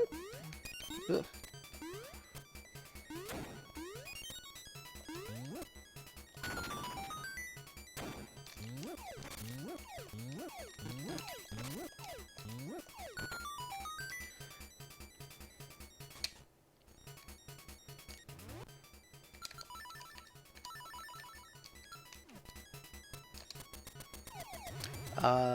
One thing to note about the next room coming up here, Pole's Voice do not count towards piece of power. Again, I don't know why. They explode just like normal enemies do, but they don't count for some reason, just like Wizrobes. Both of these Dodongos will count towards piece of power. So leaving this, we should be at a 10, which would be an A on the hex count. But our plus count hasn't gone up. All these enemies that we have to kill here are required kills. So normally the star here I will kill. So now we're at a +4.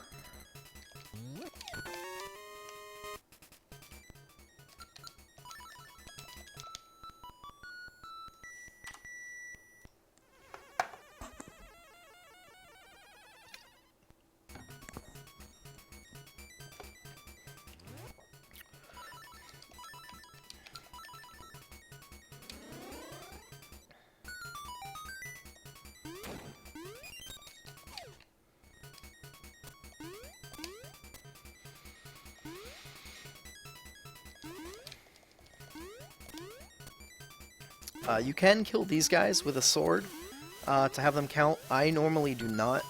That is one of the groups of enemies that, when I said you can kill extra stuff in Dungeon 6, that is one of the groups of enemies that you can kill. So that's a good thing to note. I did make a save state. I'm going to make a save state now because there's a lot of weird stuff that happens with this boss. I'll try and do my best to explain it. It's really weird. The tiles in the normal part of the dungeon do not count towards piece of power. The tiles in this room count only at the very end when you're killing the final boss. So if you look at these when they explode, see how they break like they would normally do in the dungeon into what looks like little bricks?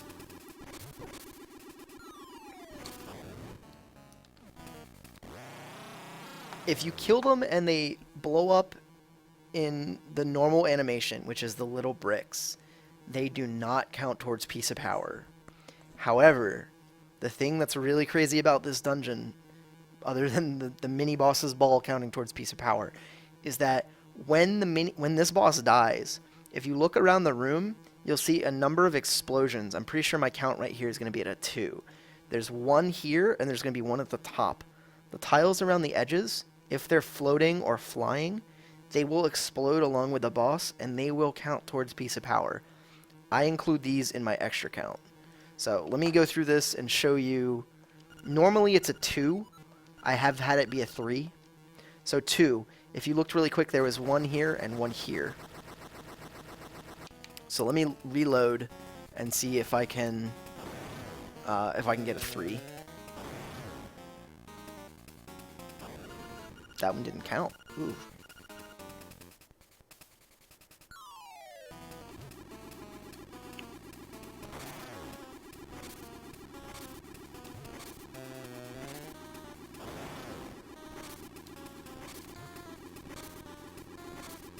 Okay, so that's a 2.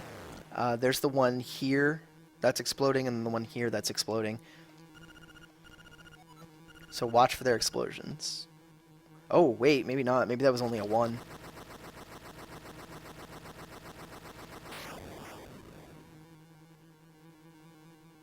That could possibly have been a 1. I wasn't watching. The thing you want to know is look at this hex counter right here during this segment to kind of get a feeling of which enemies do and do not count during this fight. The boss himself does not count because he drops the heart piece, but the tiles around the edges do, which is weird. I hate this boss for piece of power. So right now I believe we're at 2. 1 at the bottom and 1 at the top. Yeah.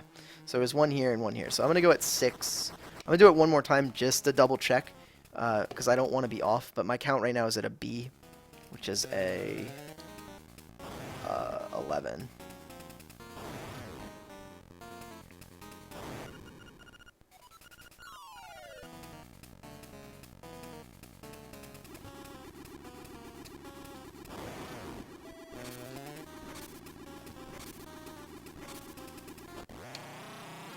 Okay, so we're at a B right now. Let's see how many are exploding.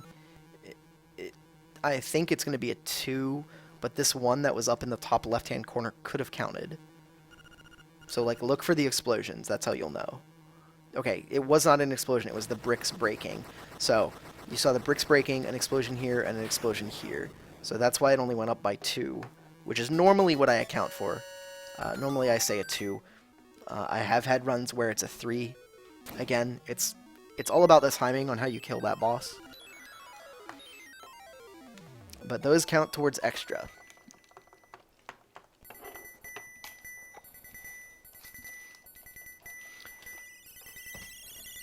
Next up, the thing that we're going to do is go to the signpost maze. There's normally 2 kills that I guarantee, not really guarantee, but 2 kills that I use during my extra count in the signpost maze that don't really waste equips. There's 2 green Zols that you can kill with rocks that are pretty quick to kill. They're going to be in the very bottom right-hand corner of the maze. I'll point them out. If you are going for a piece of power in Dungeon 8, then killing a lot of stuff in Signpost Maze is doable. Again, it's a little slow because you really want to have optimal equips. My route is trying to keep optimal equips in mind, so I'm trying to not like equip my sword during this for better movement and stuff. So like you could kill this bush guy down here. You could kill these green slimes here with the hook shot. I normally pass these guys by. You can kill this bush guy. Whoops.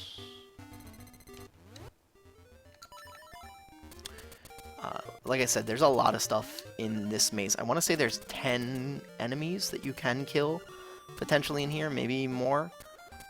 This one here, so if you look where this rock is, there's going to be a green slime that spawns here in front of this next maze sign we're going to. I'll normally pick this rock up along the way and throw it at him, which will increase my count to 7. So I normally will go like that, which will put me at a 7 count. On the way back in that rock, same rock, I'll use it to kill the guy on the left, which most people I feel like they do that anyway. just because he pops up and he's in your way. So like this one, I'll pick this rock up, throw it left, which will count for 8. So we're now at an extra count of 8 going into Mambo.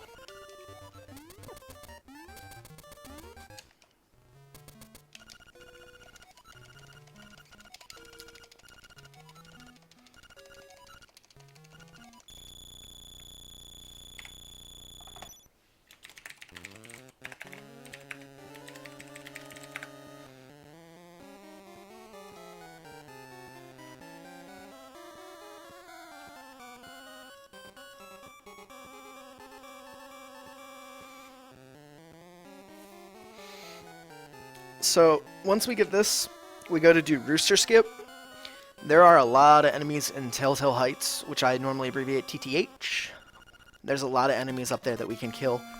I normally count on 5 every pass through because of the swag jumps through the first portion of those mountains. There's the Keese in the first room, the Green Zole in the next, then in the one after that, down the stairs, there's 2 Keese and a Green Zole that you can kill. So there's a lot of enemies to kill in Telltale Heights on your way. You will go through that area twice before getting to 7. This is what I was talking about with random. Sometimes you can get those guys, so now I'm at 9.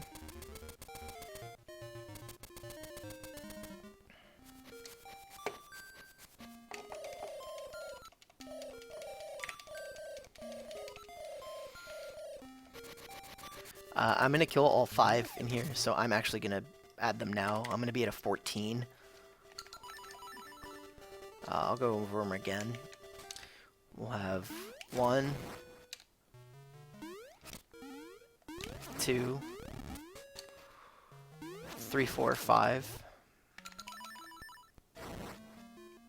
Again, if you see an item drop, you know you got them.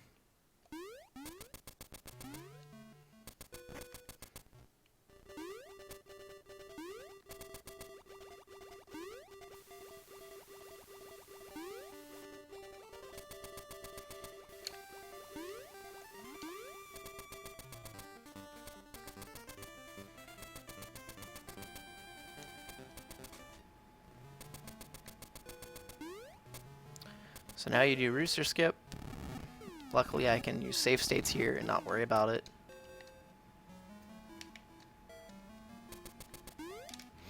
Watch me get it first try though, because I'm just like in practice. Or not get it at all because I suck.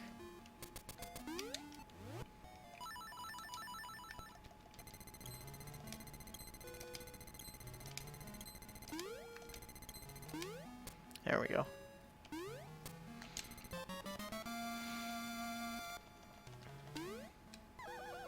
I did jinx it. That's okay.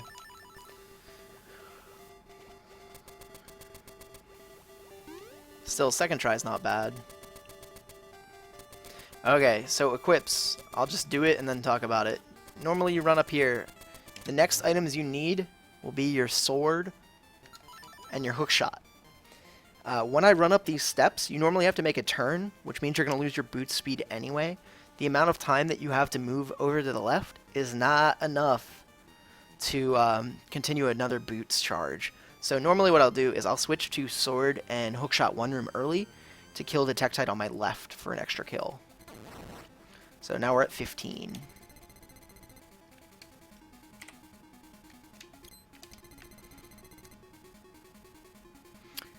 Again, these are just the ones that I kill. If you find ones that work better for you, by all means, use them.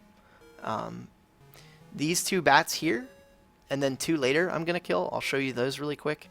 Normally in this, the reason why I do this is because this normally hits you if you just like run through YOLO.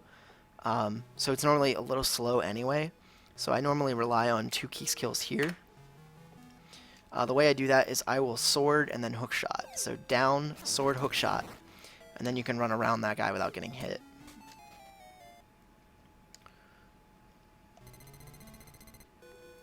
If you get really greedy, you can kill those guys, which will put me at a 19.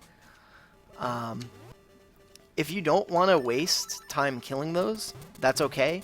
That just means you need to make up kills later, which you can do in other spots. It's kind of just a trade-off of if you think you need way more kills, then those are along the way and you have your equips out anyway. If not, and you're like fine on kills, let them be. Save like a frame or two by not killing them. It's all up to preference. Like I said when I started, this is just the route that I use. This is the one that I've been working on. It will probably change over time. I'm sure I'll work on getting it in Dungeon 8 a lot more consistent.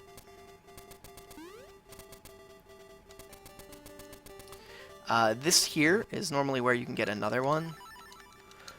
You have to go to an equip screen anyway here to get your ocarina out. So normally when I do that, I'll equip this sword as well. And I'll get a kill on the bat.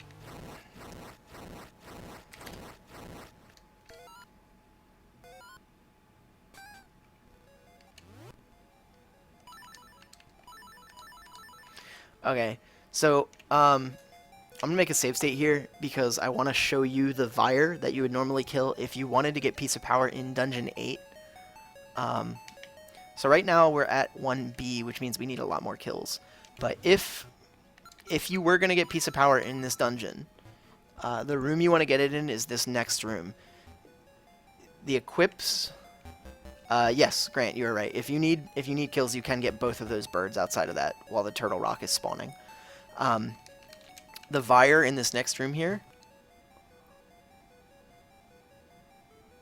is killable with magic powder. He kind of flies away if you jump at him, so he's kind of hard to kill. The way that you can do it is you want to hold your jump to buffer like you would for Landmola, and then hold your magic powder. If you do that correctly, you can kill this guy. So let me try it.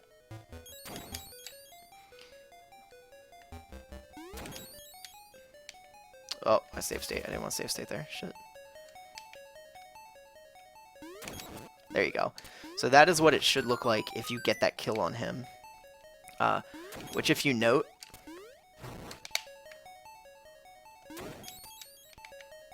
is like right before the lava. So you will get Piece of Power on this side of the lava. I don't normally kill him though. In my route, I leave him be. So I normally will have Boots Feather out.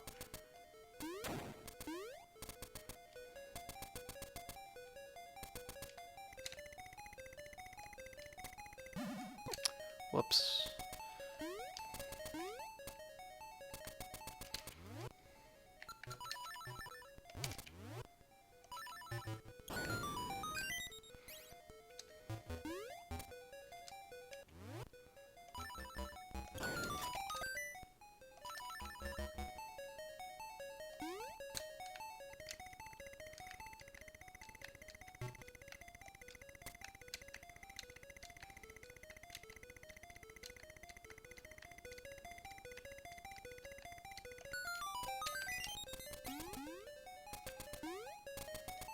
Dungeon 8 is pretty boring. There's only like 3 guaranteed kills or something in the entire dungeon. Normally there's some ropes that you'll kill up in this next section.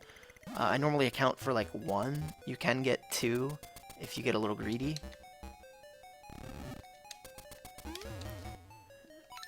One of the ways to get one really easily is when you have your bomb arrows equipped right here. As soon as you go into the room, if you hold an arrow, you can normally kill one of them. I missed, however, but that's okay. I normally will kill one of those with my hook shot on the way back anyway. Whoops. I'm gonna go get the extra stuff just in case. I'm not gonna need it, but...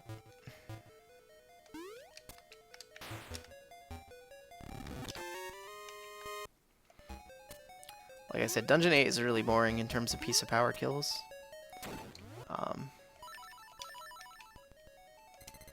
Normally you'll get a rope here, or a rope in the next room. Rope or the snakes.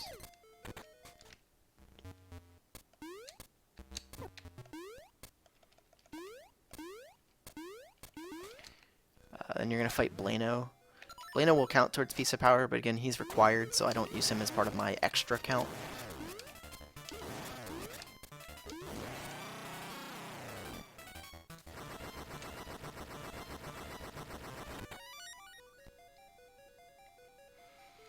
Another cool thing to note is that piece of power makes the fire rod shoot faster, but it doesn't necessarily do more damage. Same kind of thing applies with the sword, but it does more damage. The sword does more damage, but for mini bosses, you still have to hit them the same amount of times. So, whoops.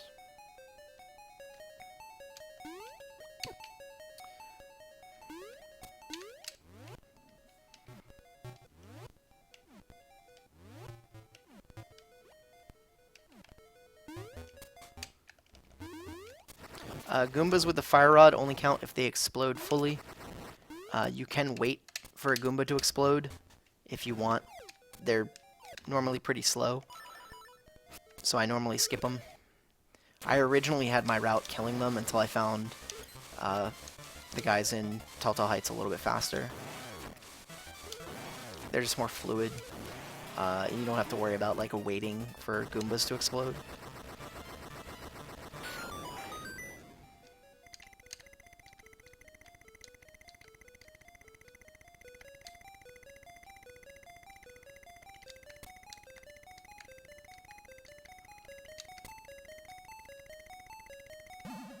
Oh, damn it.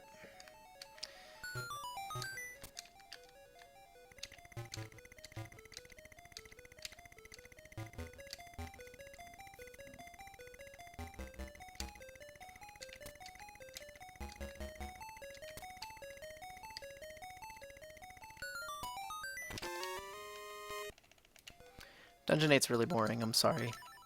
There's like no enemies in Dungeon 8. There's the ropes at the beginning, and there's like some Zols that you run past. There's the Vire that you can kill, but again, you have to wait for him to explode. Normally it's really slow to like wait for him. You know he exploded. I guess I can demonstrate it. When the doors open back up on the sides. So when those doors open, you know that the Vire counted for your piece of power kill. So if those doors don't open, then don't count him.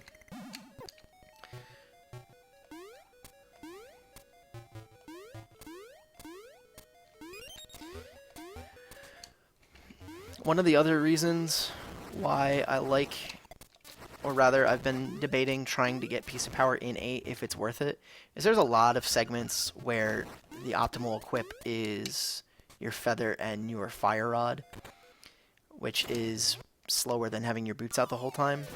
Another thing is that your fire rod shoots faster when you have piece of power, which means, from what I've found, this boss is a lot more consistent as a one cycle. It's a lot easier to spam.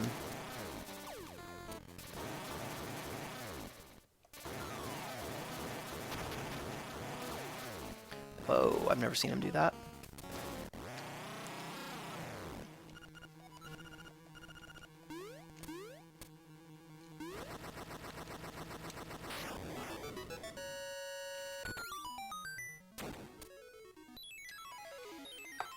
Okay, so we're almost there. I'm not going to keep going once I get to Dungeon 7 and get the piece of power. I'll take any questions in chat, and then probably cut stream. If you guys have any questions about piece of power, if there's something I haven't answered, if there's something you want to know, start asking that stuff in chat now. And then by the time I get to Dungeon 7, I'll either have answered it, or I can demonstrate it after I get piece of power in 7.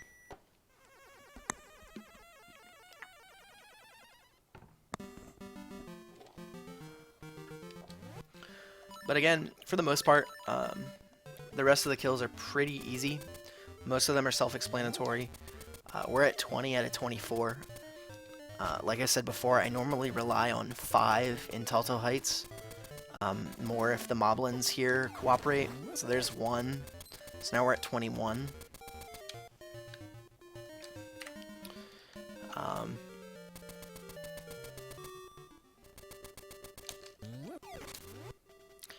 So I'm going to just do the swag jump here, because it's more fun to do swag jump. So we're at 22. So just to be 100% like honest about it, the real number that you want going into the dungeon is 25, not 24. The reason being is that that would make it drop on the first like that you kill in Dungeon 7. I said I was at 22.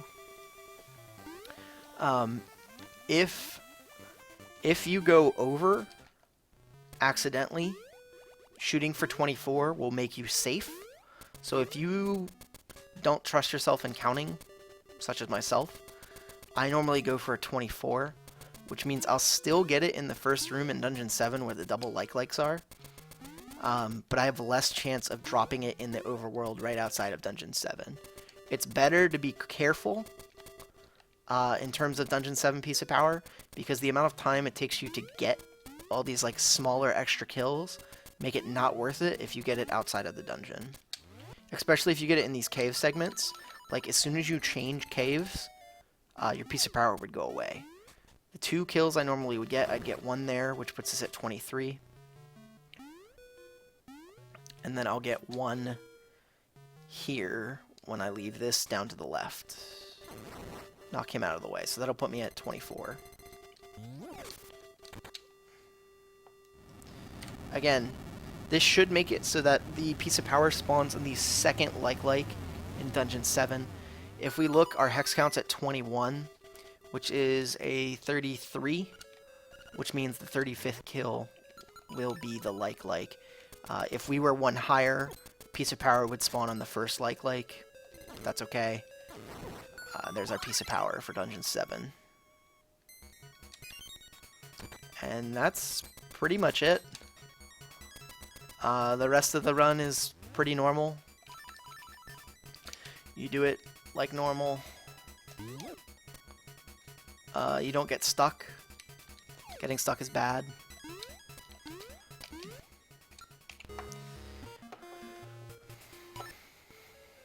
Can you hookshot piece of power? Yes, you can. This is really far back. Can you boomerang it? I'm not sure if you can boomerang piece of power. Normally you do not have piece of power in 100% run. Do I have the key? I do have the key. Normally in 100% where you would get the boomerang, you're going to be saving and quitting too much for piece of power to be something that you can actually do. I can actually test it really quick. Let me beat this boss, and then I will test it.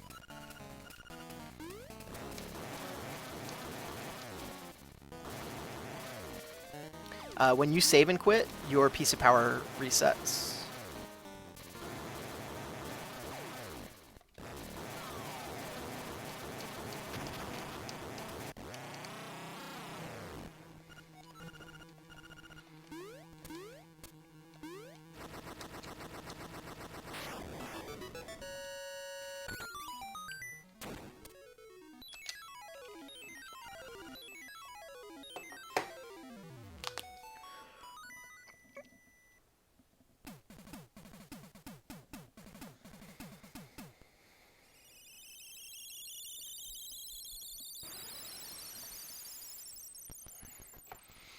Okay, so if we're at 1D, that's a 29. So we need 6 more kills.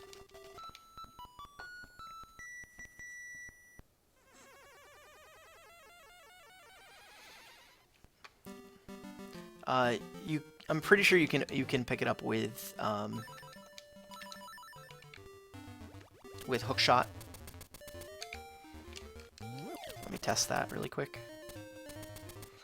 I'll also test with boomerang. I'll like open up the debugger and change my menu so it says that I have the boomerang. Then I don't have to worry about actually getting it.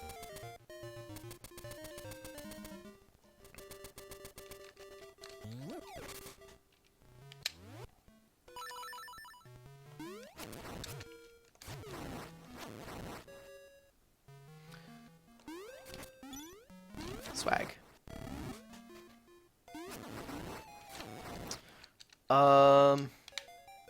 Fuck.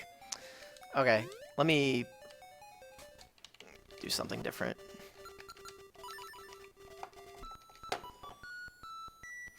Let me figure out how to get the boomerang really quick in terms of hacking.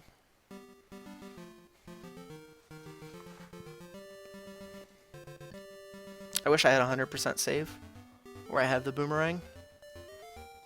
Would be easier to test. Actually, I might. Let me see.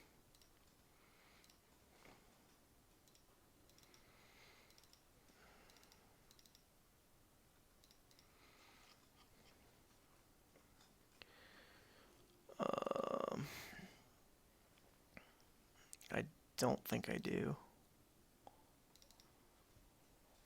No, I do not. Anyway.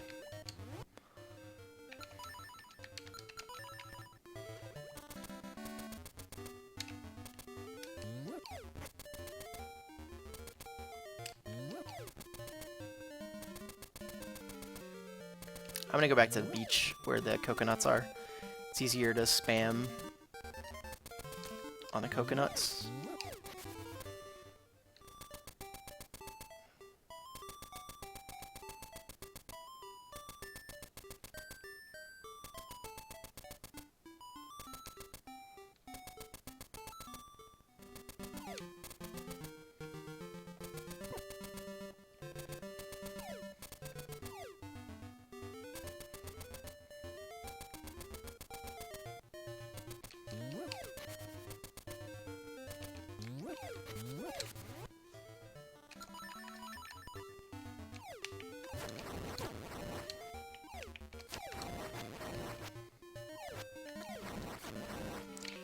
Okay, so piece of power.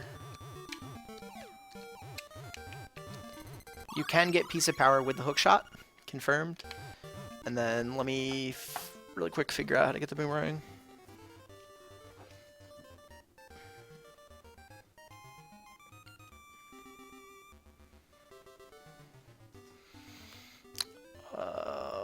I don't remember where the hack was.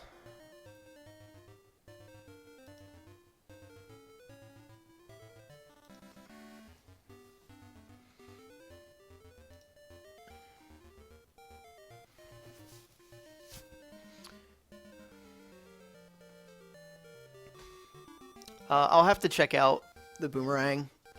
I don't remember right now where I can go to change my items. I know there's a way you can do it with the debugger, but I'm not sure off the top of my head.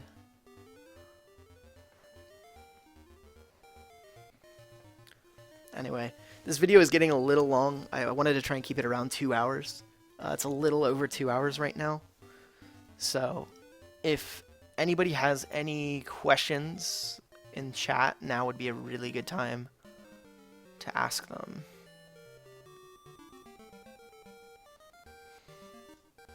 While I'm looking to see if I can figure out how to change what my equip would be.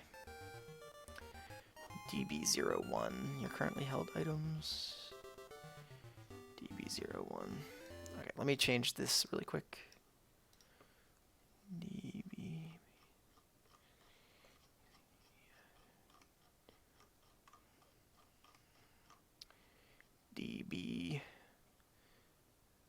DB01 would be a 01. I want to make that a 0D. Modify.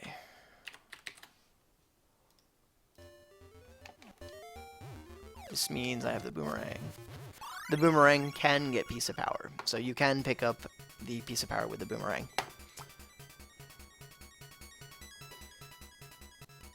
Does anybody have any more questions? One of the questions in chat was, during my runs where I'm trying very hard for good times, do I go for piece of power in Dungeon 8? The answer for that is no, not right now. I'd still have a lot of routing to change. I think it is possible. Zorlax and I have been discussing it about which enemies you can kill extra in Dungeon 6 easier and quicker, as well as extra enemies along the way to Dungeon 8. I think it would be more beneficial to get piece of power in Dungeon 8 than in Dungeon 7. Dungeon 8's a little bit longer than Dungeon 7, and there's a lot more time that you spend without your boots equipped. Optimally in Dungeon 7, you have your boots out a lot anyway, so it's not saving too much time. There's a couple segments it helps on. But for the most part, I think it would save more time in 8. But I don't know if, in terms of trade-off, the amount of time it takes to get the extra kills before 8, would it be worth it? I haven't done extensive testing with that yet, but that could change. If you guys want to know that stuff, in the description of this YouTube video, and then in chat, I'm going to paste it now, is the paste bin for the notes that I have. That covers everything that I went over in this, in terms of enemies I kill, extra enemies, what to kill and when, the numbers that you need in certain areas to get Piece of Power when, stuff like that. Everything is covered there. If at any point I do get a route for Piece of Power in Dungeon 8, I will update that document. I might make another video at that point, but for now, I'm going to get it in Dungeons 2, 3, 5, 6, and 7. Question from chat. Do boots and Piece of Power stack? No, they do not. Boots movement is the fastest movement in the game, which is a movement value of 32 when you're at full boot speed. Walking with Piece of Power is changed. Walking without it is at a speed of 16. Walking with Piece of Power is at 20. Diagonal is at 12 and then 15, respectively. But Pegasus Boots is a 32. So in theory, Pegasus Boots are faster than Piece of Power. But the only reason why you don't have Pegasus Boots out the whole time are because of equips.